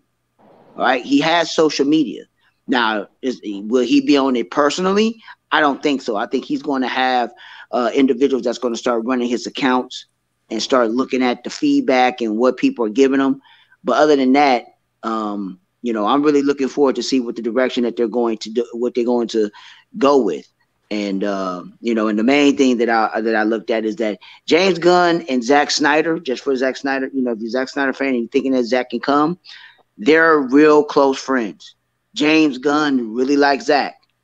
So for the people that don't know, they worked together. The only movie that they worked together was on Dawn of the Dead. Zack was a director and James Gunn was a screenplay.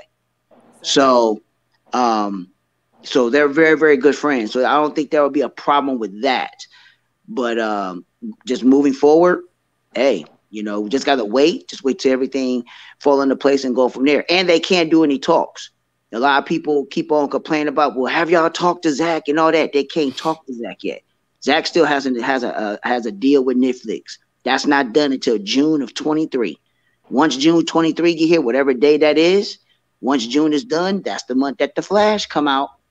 Once his contract is done and Rebel Moon and all that stuff comes out and that's done with Netflix, Zack is in the open market. He a free agent.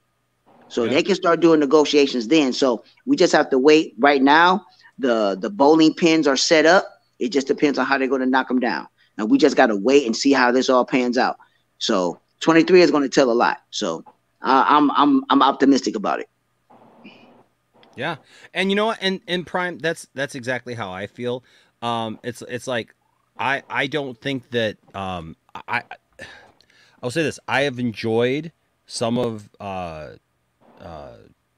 Gunn's things. Look, I love that as far as like Marvel stuff goes. He made me interested in Guardians of the Galaxy. I had no knowledge prior of Guardians of the Galaxy. I had no interest in it. I remember when I saw the first trailer and I went, oh boy, I don't know if people are going to go for this. And then I saw the movie and I loved the movie. And I actually like part 2 as well. I'm looking forward to part 3. The trailer just dropped for the holiday special that they're doing with him. Right. Kevin Bacon. They got all this stuff going on and everything. And, you know, and then he came to DC and did, the Suicide Squad. And it's different than the first Suicide Squad, yet it still works because of the nature of the Suicide Squad.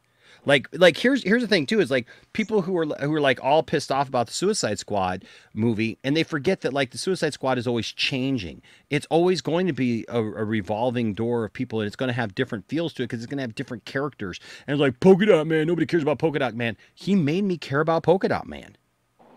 I didn't give a crap about Polka Dot Man. Now I got a Polka Dot Man action figure, man. You know what? Now listen. Did I like the design of King Shark in the Flash TV show better than Suicide Squad? Yes. Yeah. I liked him as kind of more of a scary, unpredictable thing. And, like they played him up to be kind of a funny yet deadly creature, but, kind of slow, and I don't know that I like that, but I think that they do a better job of doing a similar thing with that in the Harley Quinn cartoon. That's just me. But I don't. I like the fact that he was voiced by Stallone. Yeah, that's funny. But the thing is like I enjoyed the Suicide Squad. It wasn't my favorite movie, and I'll be honest with you. Everybody knows famously that I am not a fan of John Cena and his acting. But I'll be honest with you. I watched Peacemaker, man, and I really enjoyed Peacemaker, and I was absolutely shocked that I enjoyed Peacemaker. And yeah, me too. Normally I can't stand Cena either, but I loved Peacemaker. I mean,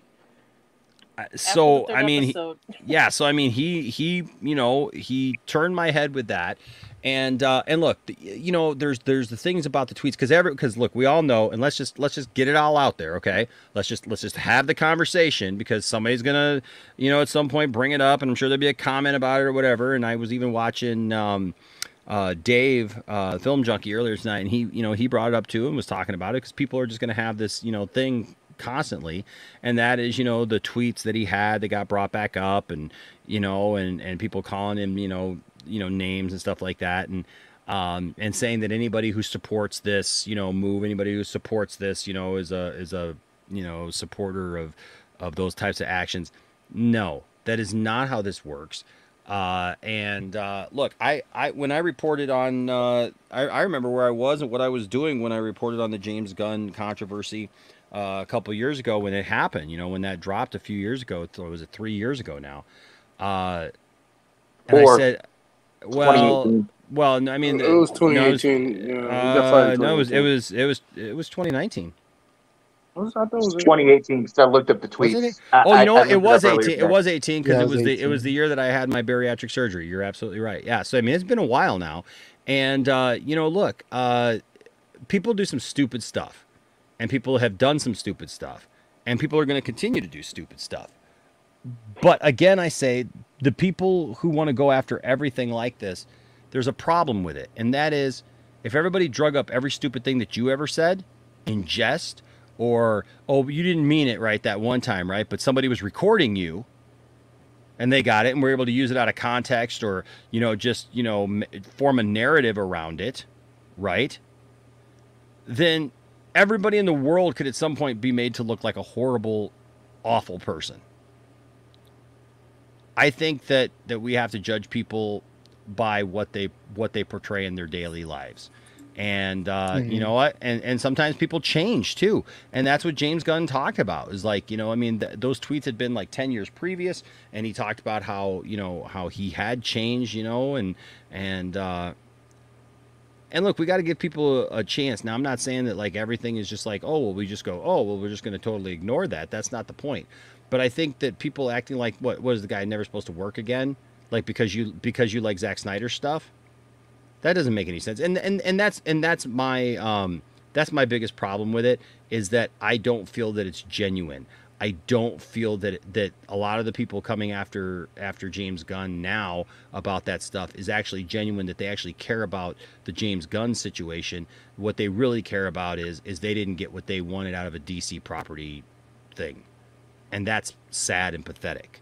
That you're going to use something else because you want your way. So, yep.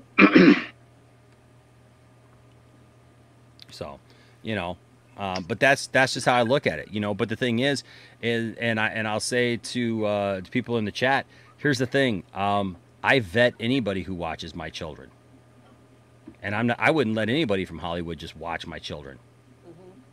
So nope. That's across the board, man. That has nothing to do with James Gunn or anybody else.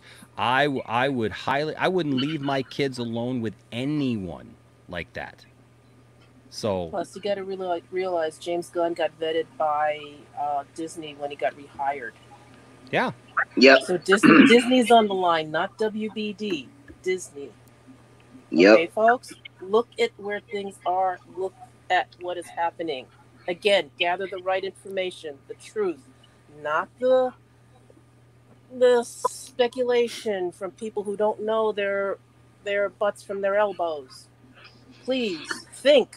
We're not trying to insult your intelligence, but if you keep going the other way, I don't think your brain is working properly. This is also and canceling somebody for like 10-year-old jokes. Like, it's honestly ridiculous because I guarantee every single person here has at least made one joke that if it was heard publicly, they would get the same treatment. Yep. Isaac, you're absolutely right. And that's what I was trying to say is that we've all said things at some point. And I didn't say it. Yes, you have. Mm-hmm. Yes, you have. You've been at a party. Maybe you drank too much. Maybe you did something here, whatever. And the thing is if somebody saw what you did or heard what you said or was akin to it and was able to put that out there, nobody would want you to babysit their child. Well, I've also got something else to add to that. It was some stupid edgelord comedy that he was going for at the time. Yeah. You got to think about where Zach was at the time, what movies he was doing. He was doing stuff like Slither and stuff like that. Not Zach, James. Yeah. Oh, no, I'm not ignoring this fact, Jesse. I know. But again, what Theta is saying right now. Look, it was some stupid edgelord comedy. You got to see where James was at the time. He was doing stuff like Slither and stuff like that. People grow out of that. People grow out of that frat boy attitude. Yeah. And I'm, you can be okay with a person and still not forgive what they've done in the past. And even he says, I made mistakes. He had to make that apology to Disney. They eventually took him back. And like Stella said, they vetted him before they took him back. They're not playing around, Here's the thing. I don't have to deal with James Gunn on a daily basis. None of us on this panel have to be worried about if James Gunn is coming for our children. Exactly. Okay? None of us here know who James Gunn is in private. Nobody watching this program knows who James Gunn is in private or what he acts like or who he's with. And the same goes for anybody in your favorite films. Everybody loved Kevin Spacey too, didn't they? Enoch went there. Yeah. Didn't you? Y'all watched Kevin Spacey's movies over and over again, didn't you?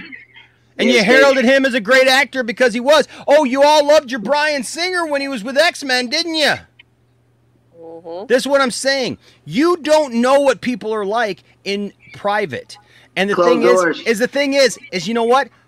Just because the guy has a job as a studio head doesn't mean that I need to get all bent out of shape and get my panties all twisted in a knot for stuff that I don't have any personal knowledge of. Because if that's the case, you'd have to fire half of America. Yeah, and like I won't deny, if not the world. I used to be very like edgy. Well, also, with my I just want to humor. point out, it was the point I was trying to make earlier. Comedy is supposed to be edgy. Comedy is supposed to offend. Okay? No, not today. Not in 2022. Well, I feel offended by that. Listen. Even George Carlin 30 years ago said, rape is not a laughing matter. George Carlin would have been like canceled so quick nowadays. Dude, and he wouldn't have cared. Oh, yeah. He would not have cared. He wouldn't give a fuck. But the thing is, he said, look, rape is not a laughing matter, but you can joke about it. Okay? You can joke about anything. You know, it depends upon who it is and what's going on. It's called the stand-up comedian goes all the way back to the jesters of the Middle Ages and even farther than that. It's all about, comedy's all about taking you out of the world with the absurdity of life. Okay, so you're going to say some edgy things. Okay, you're going to say things that offend. Ship my pants right here. Ship my pants? You're kidding? You can ship your pants right here. You hear that? I can ship my pants for free. Wow, I just may ship my pants. Yeah, ship your pants. Billy, you can ship your pants too. I can't wait to ship my pants, Dad. What? Everybody's going to get offended by something. Yeah, exactly. Like you cutting me off in the middle of a conversation. No. Cancel Enoch.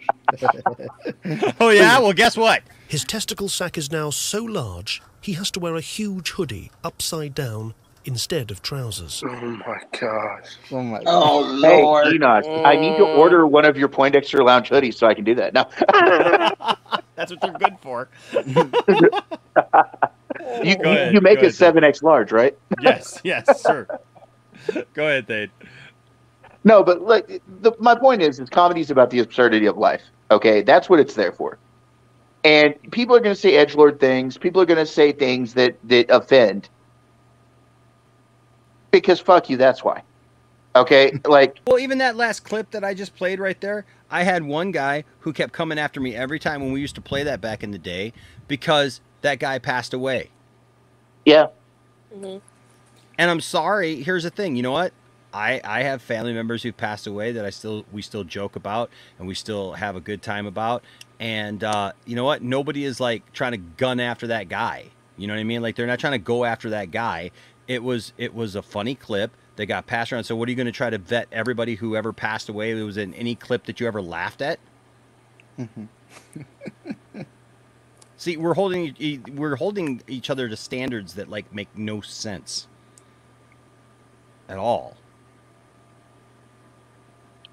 You know, when I used to do stand-up, I used to tell people I won't apologize for anything I say on stage. Because that's what I'm there for. I was there to offend. I was there to show you the absurdity of life. And if you can't handle that, well, then why did you pay for my show? Cancel. You know? I'm just kidding. Whatever, Isaac. Well, my question is, all these people who are like so against Gunn, like, are they against now David Ayer? I mean, because yeah. David Ayer, he's friends with David Ayer too. Yeah, he is. I forgot about David Ayer. Are they turning over a new leaf and now they're against Zack Snyder because Zack Snyder's friends with him? Let him. That's because they're idiots. Exactly. If they're doing that, they're retarded. Look, let's put it like this. All right. All this stuff that they screaming. Okay. If James Gunn decides to bring Zach back, Zach already said he's willing to do it. They just got to give him a call. He already want to do it. They just got to give him a call. That's it. So if he's already willing to do it and he's already open, give him a call. Once his contract is up, let's roll. But Also, until that keep in time mind- comes and it happens, you say what? Also, keep in mind, it's a business. There's a reason Yes. why they call it show business. If the money's there and it's green enough, he'll go. Yes, and Zach, everybody, I don't care how many people they may not they dislike Zack Snyder for whatever reason. I don't know why they don't like him, but he's box office. He's an alterer director. Okay? People are going to come out in droves to go see this man's shit. You can't tell me that people ain't going to come out. Okay? Zack Snyder has not, well, I ain't going to say that. Well, no, he hasn't made a flop.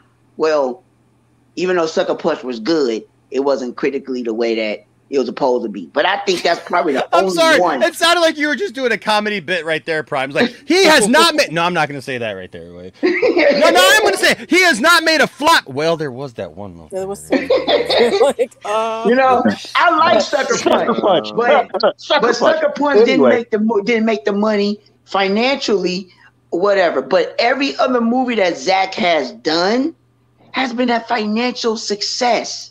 That is a joke. I get it. It is not funny, but I get it. So bringing him back would be a no-brainer. Okay, it will be a no-brainer. So it is what it is. My point is, nobody on this panel is defending James Gunn. We have nothing to defend James Gunn about. He doesn't have to prove himself to me. He has to prove himself to the people that he now works for and he's going to be making money for and making money from. That's why they give him a 4-year deal. Well, and that's the thing is okay, for anybody to sit there and be like, well, defend him. What has he done to make you think that he... Nothing. You know, because I don't know the man. Point in the chat. RJ makes a good point in the chat near the bottom there. Yep. Says people also forget he used to work with Troma. Oh, and Troma was all about edgelord, yeah, disgusting comedy. Forgot about that. Oh yeah, frat boy logic, entertainment, yeah, and nastiness. Okay, that was that's what he came up with in entertainment. Naked girls. And if you've ever watched like Toxic Avenger and some of that stuff, man, that stuff is all nasty. Now, see, they did that, right? But then they also made the Toxic Crusaders, which was the cartoon version for kids. Mm-hmm. Yeah. We're the Toxic Crusaders. We're the Toxic Crusaders. We're the Toxic Crusaders of that we're pretty sure of. That will always be in my head for the rest of my life. I forgot about that shit, man. I truly forgot about that. You know, I mean, look, Kaufman's been on this channel. William knows the guy and had the guy right here on the channel. So, I mean, yeah, I mean, Troma was all about that, dude. Like all those B movies, man, back in the day. And, you know, I get it. You know, everybody's got these, you know, sensibilities now. But again, this is not about defending him. This is about, look, if you got a problem with somebody, have a problem with David Zaslav. Ask David Zaslav. Yeah, why did you do this? Why did you choose him of all people? Why did you choose him? You know what? Asking a question, there's nothing wrong with asking the question. What there's something wrong is, though, is just like assuming you know and assuming guilt on somebody or assuming that, like, you have all of the information. Go and sit in judgment on yourself. There you go. have no reason, no right to judge anyone. You wouldn't want them, you know, poking their nose in what you do and making judgments on you, then don't make judgments on them. Mm-hmm. People are too sensitive these days. Oh, there's all these people mad because in Peacemaker, you know, The Flash, you know, and everybody's joking about, you know, they joke about Aquaman, you know, having sex with fish and everything like that. But listen, that's always been a joke. And I loved how Jason Momoa took it because, listen, Jason Momoa made Aquaman cool. Right? I mean, Aquaman has never been cool until Jason Momoa came along.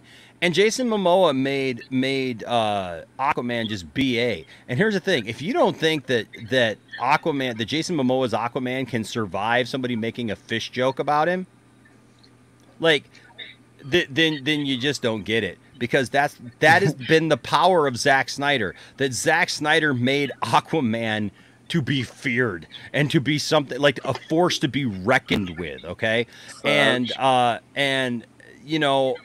And they're continuing down that route. But you know what? It's okay to laugh at our heroes too. It's okay to make a joke now and then about our heroes.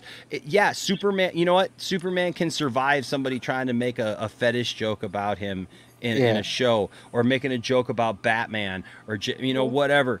Like, what it was trying to show is people in real life make these jokes about Batman and Aquaman. And the whole point of the joke was, why would you make it? Why would you take it personally? Why would you take it personally? I don't know. If you don't like the joke, don't watch the show. If you don't like the joke, don't watch the movie. Taking it personally is not going to change what's been put out. Yeah, it's like, when people make up lies about you and they're trying to like run you down with it, and you just got to ignore the crap because it's always it's a lie. Remember, if somebody's got a problem with you, it's not a you thing, it's a them thing. Okay, it's them that have made this thing up in their head about you. That's nothing to do with you. Yeah. Narcissistic projection. And everybody who's taking everybody who's taking these jokes personally. They didn't make that joke to offend you. It was simply a joke. Okay, those jokes weren't there to attack you personally. So why are you taking it seriously? It's a 5-second speech with an ending. Why take it the wrong way? It's there, it's gone. Let it go. Let it be, And that's my problem with people when they talk about entertainment these days. Like, everything's got to make $1 billion. Everything's got to be, this way or that way, or it's bad writing. Remember, the idea of bad writing is subjective to the person who's looking at it. One man's trash may be another man's treasure. Okay, you may not like something, but I might. I may not like something, but you might. Yeah, it's not everybody's cup of tea. Everyone's perception is different. Like, what is it that Obi-Wan says in Star Wars?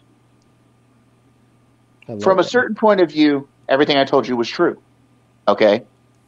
Many of the truths we cling to are based solely on our own point of view.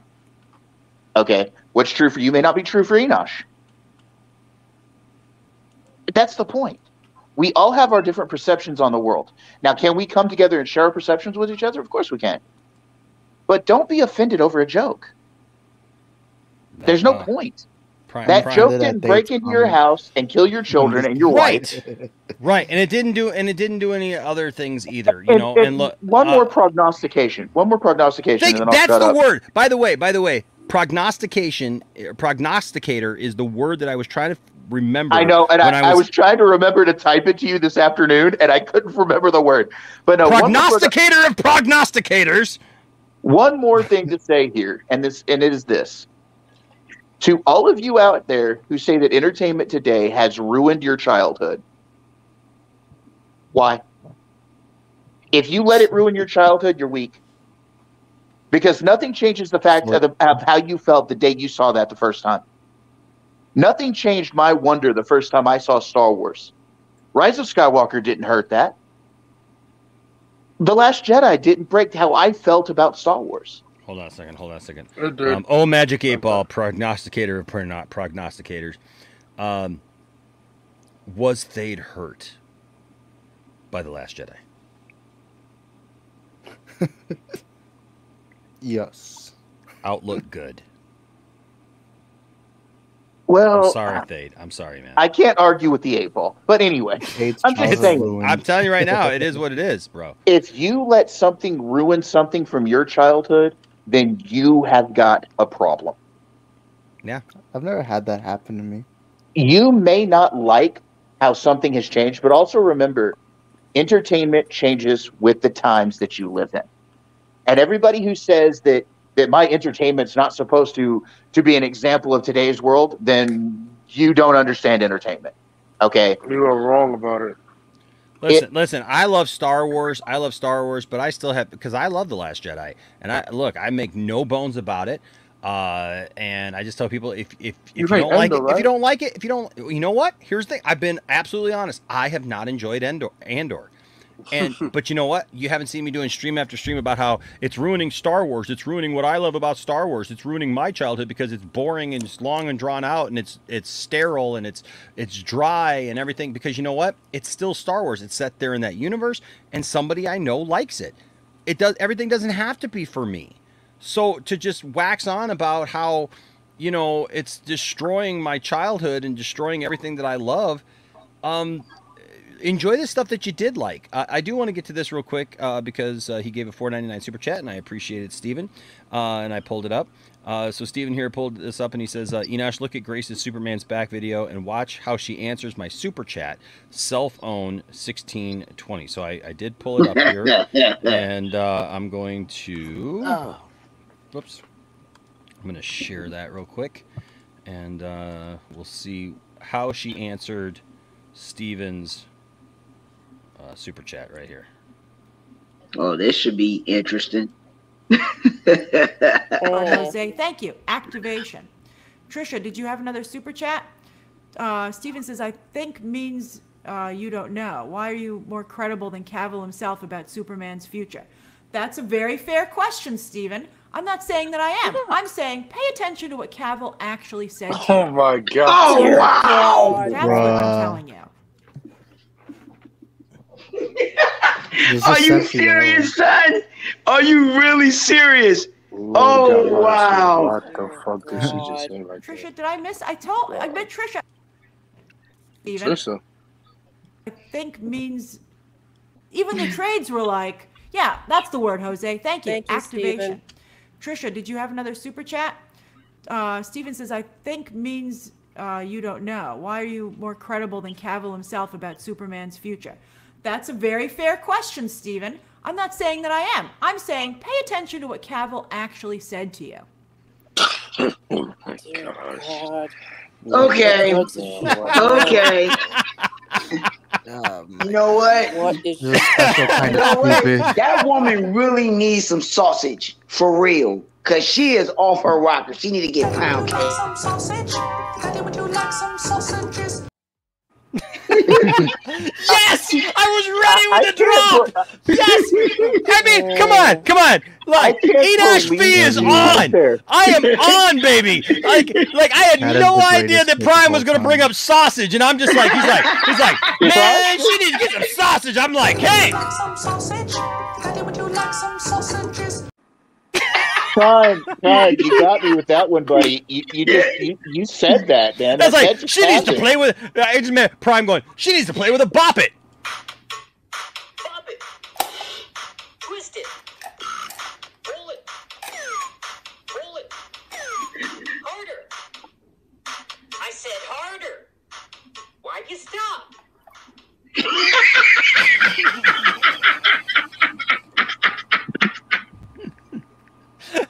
Daddy, do you want to see my hooves? Look at my hooves. That Anyway. woman for real. That woman needs some sausage. Oh, For man. Prime, she Prime. needs a straight You jacket actually- and medication. You actually went there. That's what surprises me. I have a new respect for you, my man. She needs it, man, because she's on her rocker, man. does need it. Somebody need to pound some common sense Okay, who's gonna in take her. it for the team? Who's gonna go get Grace? Who's Not gonna take one me. for the team? Hold on real quick. I think I need to hold on a second. I'll just throw this up here right now. Poindexter Lounge does not necessarily agree with or is responsible for every little thing someone says on the channel. It's live. Stuff happens. Sorry if words offend you. If words offend you, you're weak. Cancel Enoch. If you let words hurt you, you're weak. Just scratch Stella's name here and put Prime. Views stated are those of Prime. Do not necessarily reflect. Me and Prime are buddies now. I mean, I'm not saying that she needs to get pounded, but if she needs the lady needs it. I'm just saying, if she finds somebody that she likes and it's consensual, Henry Cavill. then hey, by all means, So, just chill out. drink a 7-Up, eat a moon pie, quit murdering people. Quit murdering people. Well, she's trying to murder people's careers, and that's not cool. Wow. Whatchamacallit, Steve, man, that was a good one, Brand. That was a very good question. Wow, that's a gem. I gotta grab that. I got to have that. That's great. Yeah, that was good stuff. That was really good right there for sure. Wow, that made my night. That woke me up. Shit, and I was about to pass out. That woke me up. You're good for another hour or two. Come on, Prime. We can do this. Prime is about ready to go to sleep, and all of a sudden he thought. All of a sudden he thought starts dropping off into the gutter. All of a sudden he thought, Prime thought about her, doing the dirty, and all of a sudden Prime's just like.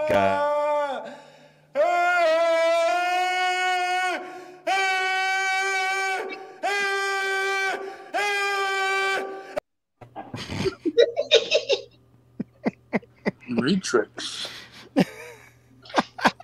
Oh wait, I think I found the guy who'll do the deed. Hold on, I think I found it. Here it is. Here it is. Hi, baby girl. Everything's okay, I promise. Oh my god. Oh my. Hey Grace. That guy. Hey baby girl. Hey Grace. Just chill out. Just calm down, baby girl. Oh my gosh. Oh my gosh. Yeah, and I just want to remind everybody we're past the 2-hour mark, which means we're going to drop into the gutter here soon, and probably the sewer below it. So no, we're not. No, we're not. We'd never do that. This is the Poindexter Lounge after dark. Yeah. Hey man, Enoch, I appreciate it, bro. Man, I gotta go to sleep, man, because I gotta get up in the morning for work. But all right, bro. I appreciate it, Joe. Hey, on your way out, I just want you to just remember this, Prime. I can't reach my penis, and I'm not mad, are you? It's okay, cutie. So don't be mad that James Gunn is the new studio head at DC Studios, all right? It's going to be okay. Well, all I have to say, Enosh, is at least James Gunn can't reach my penis. Exactly. But he ain't mad. Y'all stupid. Y'all silly. I'm out, y'all. Y'all have a good all right, buddy. All right, Prime. Take it easy, brother. Oh. And then there were 4. And then there were 4. Wow. But yeah, listen, I don't have a problem with this. And I don't think that people need to just lose their mind over viewer discretion is advised. Viewer digression is digression too, sure. Yeah.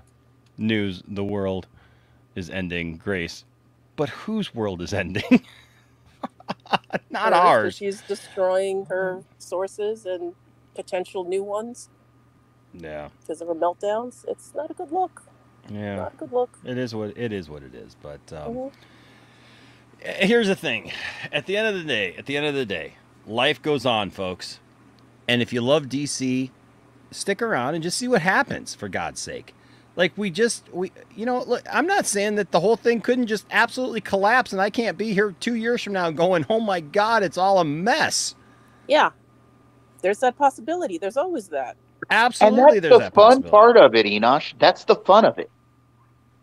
Yeah, I don't know. You get know. to see the chaos unfold. Mm-hmm. Like, look, I'm a nihilist by nature. If it goes good, I'm happy. If it goes horrible, at least I've got the train wreck to watch. That's it's ingrained in humanity, and I've learned this from my career. It's ingrained in humanity to want to stop and watch the car wreck in process. Okay? We all wonder what's under the sheet laying by the side of the road. Okay? Human beings are led to that sort of thing. And if you say that you don't have some sort of weird interest in the negative, then you're lying. Somewhere in your primal mind, in your lizard brain, we like to see the world burn. So this thing with DC, don't take it seriously. It's a guy that directs movies in the creative position to further whatever DC is going to become. I say it's better than what we've had. Let's give it a try. Nothing hurts giving it a try. You know? And if Grace blocks the whole internet, she has nobody to grift off of. Maybe that's her problem. She's been blocking everything way too long. Droga, nobody's defending James. Oh my fucking god, bro. Whatever. I ain't gonna say anything. I'm sorry. Let her block all of us. Hell, I won't be missing anything. I'm not mad about James Gunn being a DC studio. Good Oh, for him. Draga, come on, man. Nobody's defending the dude. Come on. No, literally nobody's defending the dude. I'm not defending James Gunn. I'm defending our basic human right to say to free speech. I can say whatever I want to say. Now, do I have to face the consequences for what I say? Of course. Dude has a right to make movies, man, and he's got a right to have a job, and he's good at what he does. He's a good filmmaker, and listen, if the cops have an issue with him that they think he should go to jail for, let the cops deal with that. I don't see that, but I really don't. I really don't give a crap what the Twitter police think. Yeah, you bro. know? Twitter's not real. Twitter's not real, and the thing is, Yeah, if there's something, the guy, you know, has had to give amends for what he's done, and we don't even know all he's done and what all it really entailed, and you know, because of some tweets and some pictures, you know, of a party that he was at, whatever, and it's really easy to look at stuff from the outside and go, well, this is a demonizing thing, and you know what? Sometimes it is a very demonizing thing, right? And sometimes there are ramifications that you know that happen. But at the end of the day, those are decisions that are being made by people other than us. You know, like I have no horse in that race at all. I don't make the decision of who is head of DC Films. I don't. I wish I did. I'd have some. You know, like I'm not saying that James Gunn is my first pick for it. But I want to say this. I want to say this. If you're going to take what happened at that party and make up in your head what you think happened at that party, all you've seen is some pictures. Unless you were at the party, you don't know. You don't know what really went on. And if you're gonna be all upset about what went on at some party, then God, you have never survived at a frat.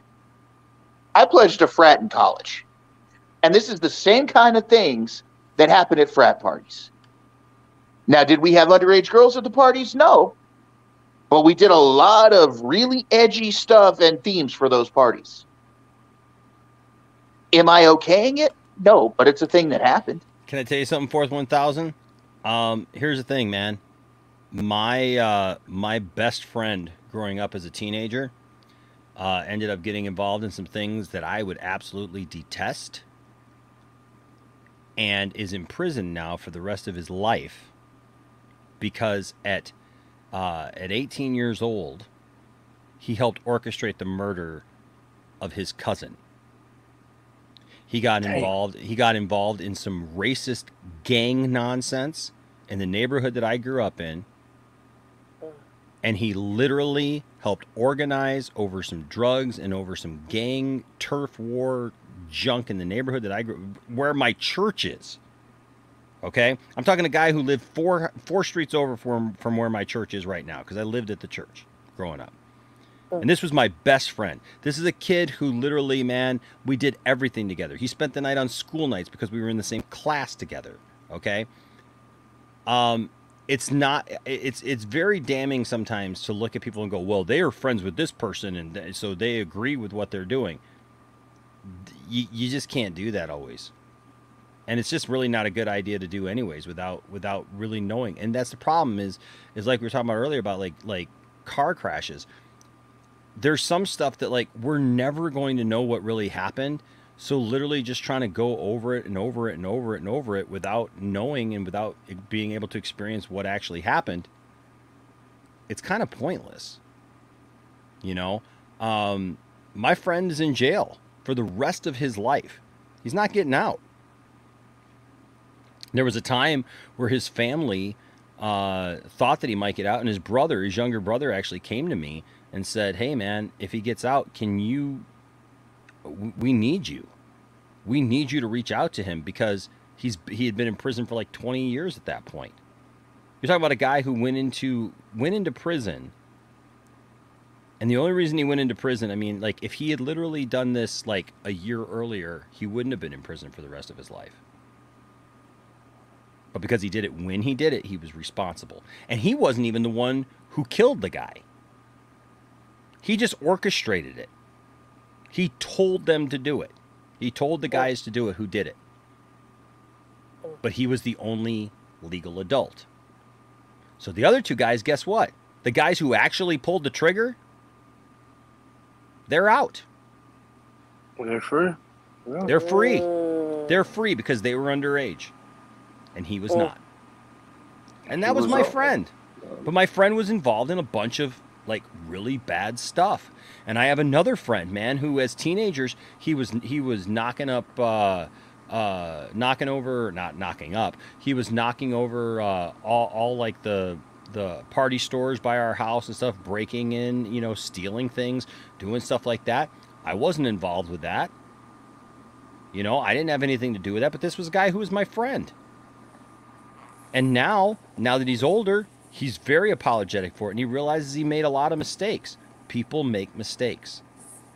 None of us are above making really bad mistakes too. Because listen, a lot of times when we talk about other people making mistakes, we're like, yeah, but look at their mistakes. Look at the mistakes that they made because their mistakes are really, really bad. Mine are, you know, minor compared to that.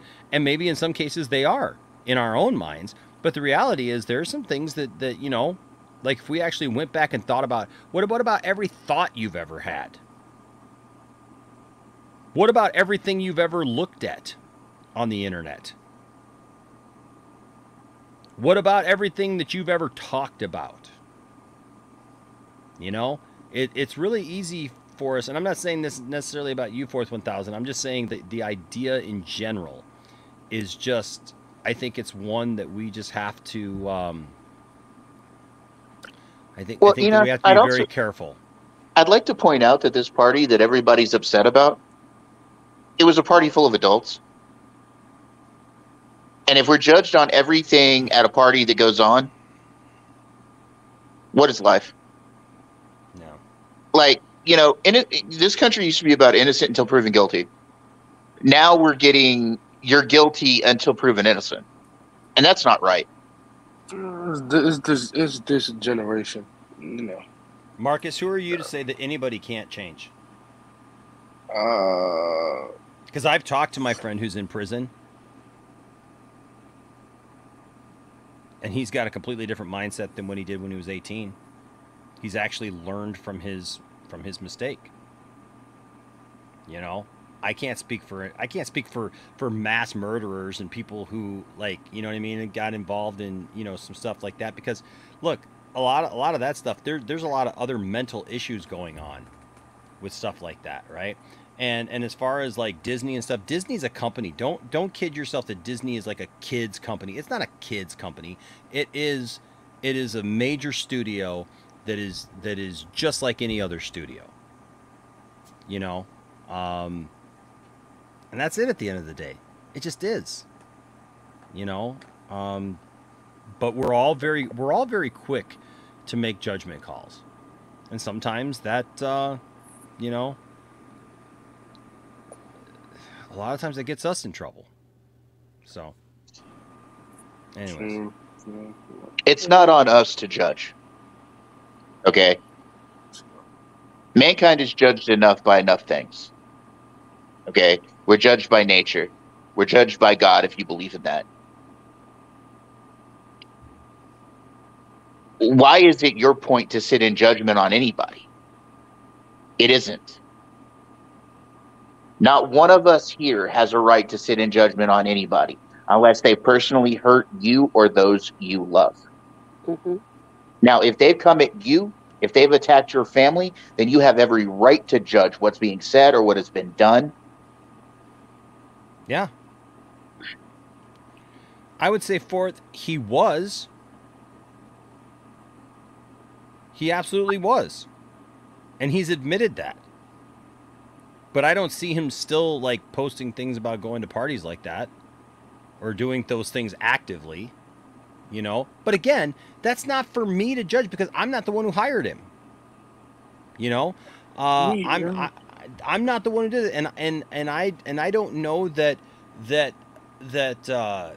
affects his ability to make decisions regarding the stuff that he's going to be making decisions on. That's for Warner Brothers to decide. Okay, that's for all the people that judge the things that are going on right now. And let's be honest, it's not like they needed controversy right now. You know what I mean? So they must look at all the stuff that's happened, and again, I know it's always a different situation. But look at all the stuff that's happened with Ezra Miller. You know, right now, as far as right now, all these charges and everything that have been levied against him, and all these things that people have said and have said all these things, right? All those charges have been dropped, dismissed, done away with. He's facing the the court case that's coming up, but everybody admits that he's not going to get, like 26 years in prison. That's ridiculous. I mean, and the difference between 26 years in prison or a $2,000 fine, that's like a... If anything, most likely he'll get probation because he doesn't have any priors to enhance this felony. Okay, nope. If he even gets charged for it. And the only reason they're still going at him is not because of even how heinous a crime it is. It's because of the fact the law is that it involves alcohol and it's over a certain dollar amount. So we have to wait for that even, So, it's just like I said, I'm not here to defend the guy. That's not what I'm here to do. I am here just to talk about the fact that that's above my pay scale. That's not even a job that I hold. I don't work for the company. I'm not the one who has to put the guy out there and like vouch for him. What I will say is this: I'm a DC fan first and foremost, and like I said, I've said many times, if I had to go down the list of everybody who's ever done a bad thing regarding a studio, regarding a TV show, or a movie, or a TV studio, or whatever, we just wouldn't watch anything anymore. Dude, everybody that gets offended about these kind of things, Enosh, don't tell them about old Hollywood. Oh God. Yeah, I mean, then we'd really be done. But shall we bring up the name Roscoe Arbuckle? Let's not. Virginia Rap? Anybody? Yeah. This stuff has been happening for over 100 years. If you're offended by this, then be offended by that. The moment that you see it, rage! But ultimately, your offense is on you. Yeah. And look, there's people just mad about things in general, okay? And some stuff I think with this situation, I'm gonna let other people who've actually talked to people, actually had to interview, do the research, do the background checks, do the things that they've had to do to make this kind of decision. I'm gonna let them. I'm gonna let them make those decisions, right? And I'm gonna step back and I'm gonna say, okay, they made those decisions. Now let's see what they got to do. You know what I mean? As long as the art that they're putting out doesn't involve some of those things that I find detestable and I find disgusting. I may find it all disgusting, but you know what I mean? Like, at the end of the day, me getting upset about it isn't going to make it any better or worse. It's just kind of pointless, So we all got opinions about stuff, but the problem is that how many things have we seen that like we get an opinion about something, then we get really mad about it, and then all of a sudden like new information comes to light, or we see something in a new, different way. It just that's life. But speaking of life, we are at the 2-hour and 30-minute mark here coming up, and so I am ready to go to bed. I got a big day tomorrow, as always. I got a bunch of stuff coming up.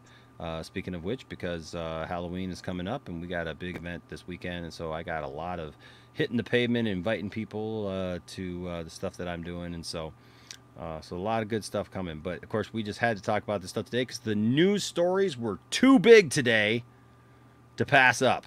Now, I do believe I do believe that. Thank you, Michelle. And I did bring up your comment earlier, by the way, Michelle. I don't know if you saw it, but I did bring it up. I believe that William may be going on live in just a little while, maybe about an hour or so. So if he does, go ahead and support him. And of course, always come back here for the Big Poindexter Lounge show. Today we had over 140 people in the chat at once, so that's awesome. You guys are fantastic. Thank you guys for your support. If you haven't already, please hit that like button on your way out, and also make sure to subscribe if you haven't already. And you know, and here Michelle says, you know, like here's the thing. Here's a great way to end this. Michelle here says, yes, we have 5 more days till my birthday on the 31st. Michelle's birthday is October 31st on Halloween. Oh, she's a Halloween baby. Halloween day, jeez, Okay, wow. but here's the thing. My grandpa died on Halloween. Oh. Can I not celebrate her? Yes. Because of what I've gone through? Would I be offended over somebody else's joy because of something I went through on that day? And the point is you know what? We have to understand that some things are just the way that they are. And you have to accept them. And it doesn't make it easier at the time, but you have to accept it. And so, you know what? I wish you a very, very happy birthday upcoming, Michelle. Yes. And happy birthday, Michelle. Absolutely. So, all right, guys. Well, I want to thank the panel. I want to thank everybody who was here tonight. I want to thank Isaac, who came on, and also want to thank Prime and Thade. Thank you for being back, brother. You're welcome. And, of course, Stella, it's always a pleasure to have you here. Many thanks. And, Anthony, it's always good to have you here, man, to take out the trash. For sure. Yes, trash man. Absolutely. Garbage.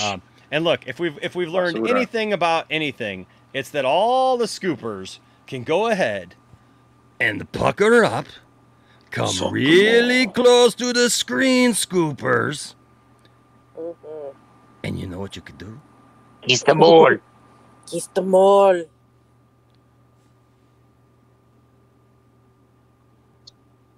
Kiss them all. Kiss them mole, mole, mole, mole, mole, mole. Kiss them all. Yes. Henry's back, baby. Yes, it's a new day. Totally. It's a new day. It's like I said earlier, the future's so bright you gotta wear shades. Absolutely. I And study if you nuclear look at it like that, you'll be okay. Love you, Saggy. I played your video earlier. I don't know if you saw that. I played your really scary Joker video earlier. Yeah, that was terrifying. Don't do that again, Saggy. Scared me. Tell you what, scared me the first and 5th time I watched it. Never looked better. Smokes and road beers. There you go. All right, guys. That sounds like a T-shirt. To Larry Quarterwitz, Smokes and road beers. And to Larry Quarterwitz, what you said earlier, Heil and well met, gunslinger. May I see you along the path of the beam.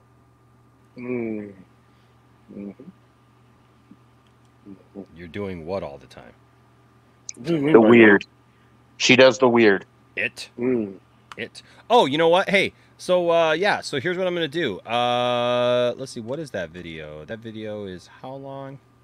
Hold on a second here. It's not that. It doesn't. I forgot about it. Before I do this, Andrew's back. Got the boat. Jason. Hope. Ben Affleck is back next year. We will know next year. Who knows? So, yeah, I mean, you know, we'll like, yeah, we'll figure it out, you know, and see, I'm trying to go back to my history here. Okay, so this is what I am going to do. We're going to watch this Boxtown video. We're going to do it as a member stream, and I'm going to set that up right as I finish this. If you guys want to be on that as we watch this, because that's all I'm gonna do. I'm just gonna watch that, and then because I know that Ryan wanted me to watch it, and Ryan, I can give you.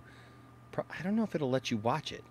That's the only problem. I just don't want to get the whole stream taken down for it. But so we're gonna watch this. We'll watch this thing. How long? It's 3 minutes and 25 seconds. So, okay. So I'm gonna put it up to the stream right now. Do you guys want me to play this thing on the regular stream, or do you want me to do it as a member stream afterwards? Member stream, so it's safer. So you don't get Thank the hit. you, Alan. Thank you, Alan. Appreciate that. Ooh, you got your Galactus today. It's huge. The HasLab's Galactus.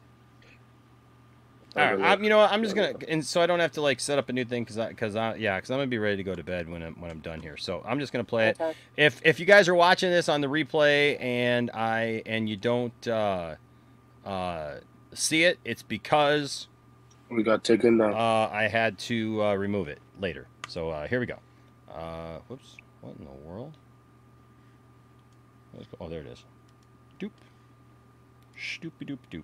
All right, here we King of the entire production, with exclusive storyboarding and animation streams where you can learn by watching animation pros, as well as stickers, Oh, hi! Didn't see you there. I was just thinking about animation. Say, animation is pretty great, isn't it? I bet you think it's so great, it just can't get any better.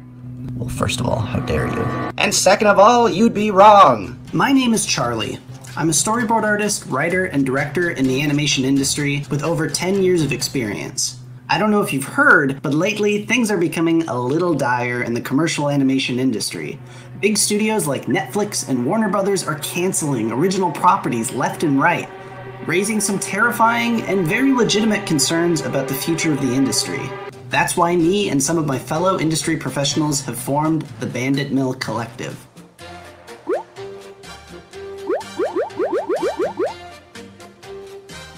And we are excited to announce our first original animated web show. It's called Boxtown. Set in a fictional crime-ridden neon city, Boxtown is an adult animated show following Tim, a so-so detective with a knack for conning both clients and suspects alike, as he teams up with Bill, a squishable and earnest orphan with a hidden violent streak. The show is a comedic deconstruction of how fucked up a Batman and Robin style relationship would actually be. It'll even be chock full of lots of useful info, like how to dispose of a dead body. Hold on. Just have a quick update based on the advice of our lawyers here. The show will not teach you how to properly dispose of a dead body. But it might. And what do you get by helping us reach our funding goals to make the show? How about a backstage pass to see the making of the entire production, with exclusive storyboarding and animation streams where you can learn by watching animation pros, as well as stickers, pins, shirts, and other great backer rewards. Plus the ability to control the minds of your friends, relatives, and others around you, unparalleled levels of attraction to the opposite sex or the sex of your choice, as well as the knowledge that you're helping to fund a beautiful new future of independent animation. A future where collaborators are paid fairly and creators own the rights to the projects they create. Big streaming studios are starting to fumble the ball. Projects are getting canceled. People are starting to question whether we can trust big studios to fund exciting and unique projects. But who's going to create shows like that if they don't? We're going to do it. You and me, together. Oh, that's it? And there are people... No, nobody cares, Governor. Well, I mean, they'll be able to do it until they run out of money. Yeah. You know, hey, this ain't worked for the industry for 10 years. So I'm just saying. I mean, like the reason why a lot of these things got canceled is because, let's just be honest, nobody was watching them. Yeah. It's like I famously said it to my good old friend, Crazy Joe. Listen, man, I'm nostalgic as much as anybody else. Like anybody else can be. For like old Sesame Street episodes, but people are not going in droves to watch old 70s episodes of Sesame Street, like whole episodes, and like looking those things up. They may look up clips, on YouTube if they remember something from when they were a kid and they're a nostalgic person, but like why would you just like in perpetuity, like forever, just have all that stuff sitting somewhere on a server and just available at all times, So I don't know. I don't know what the answer to that is. And plus, there's just a lot of animation that, I mean, it's great. There's a lot of TV shows that are great, movies maybe. But if nobody's watching them, and they've got those numbers, I don't know. And I don't know that that's necessarily what's going on. But it's kind of like when I look at the stuff has gotten taken down, it's kind of like, well, There's a reason, you know. Even WB is still doing animation. Like they literally said in the article today, they're still doing animation, like with James Gunn, everybody stuff. So they're still doing animation no matter what. They literally just released one, the Battle Sons, the Super Sons one, the Superman son and Batman. Yeah. So like they're still Yes, making Freddie. animation. Yes, Freddie. So yes, if you learn how to animate, you will be attractive to the opposite sex. For sure. That's what I'm told. That's what I'm told.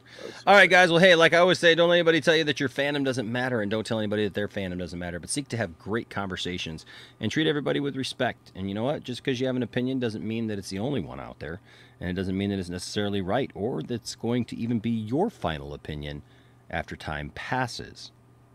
All right? But treat everybody with love and have those conversations, all right? And if you do that, there'll always be a place for you here in the Poindexter Lounge. Thank you to everybody who was here tonight. Thank you to everybody who gave super chats. Thank you to everybody who was on the panel and everybody who watched. You guys are awesome. Keep it up and stay nerdy. We'll see you next time. Bye-bye. Peace.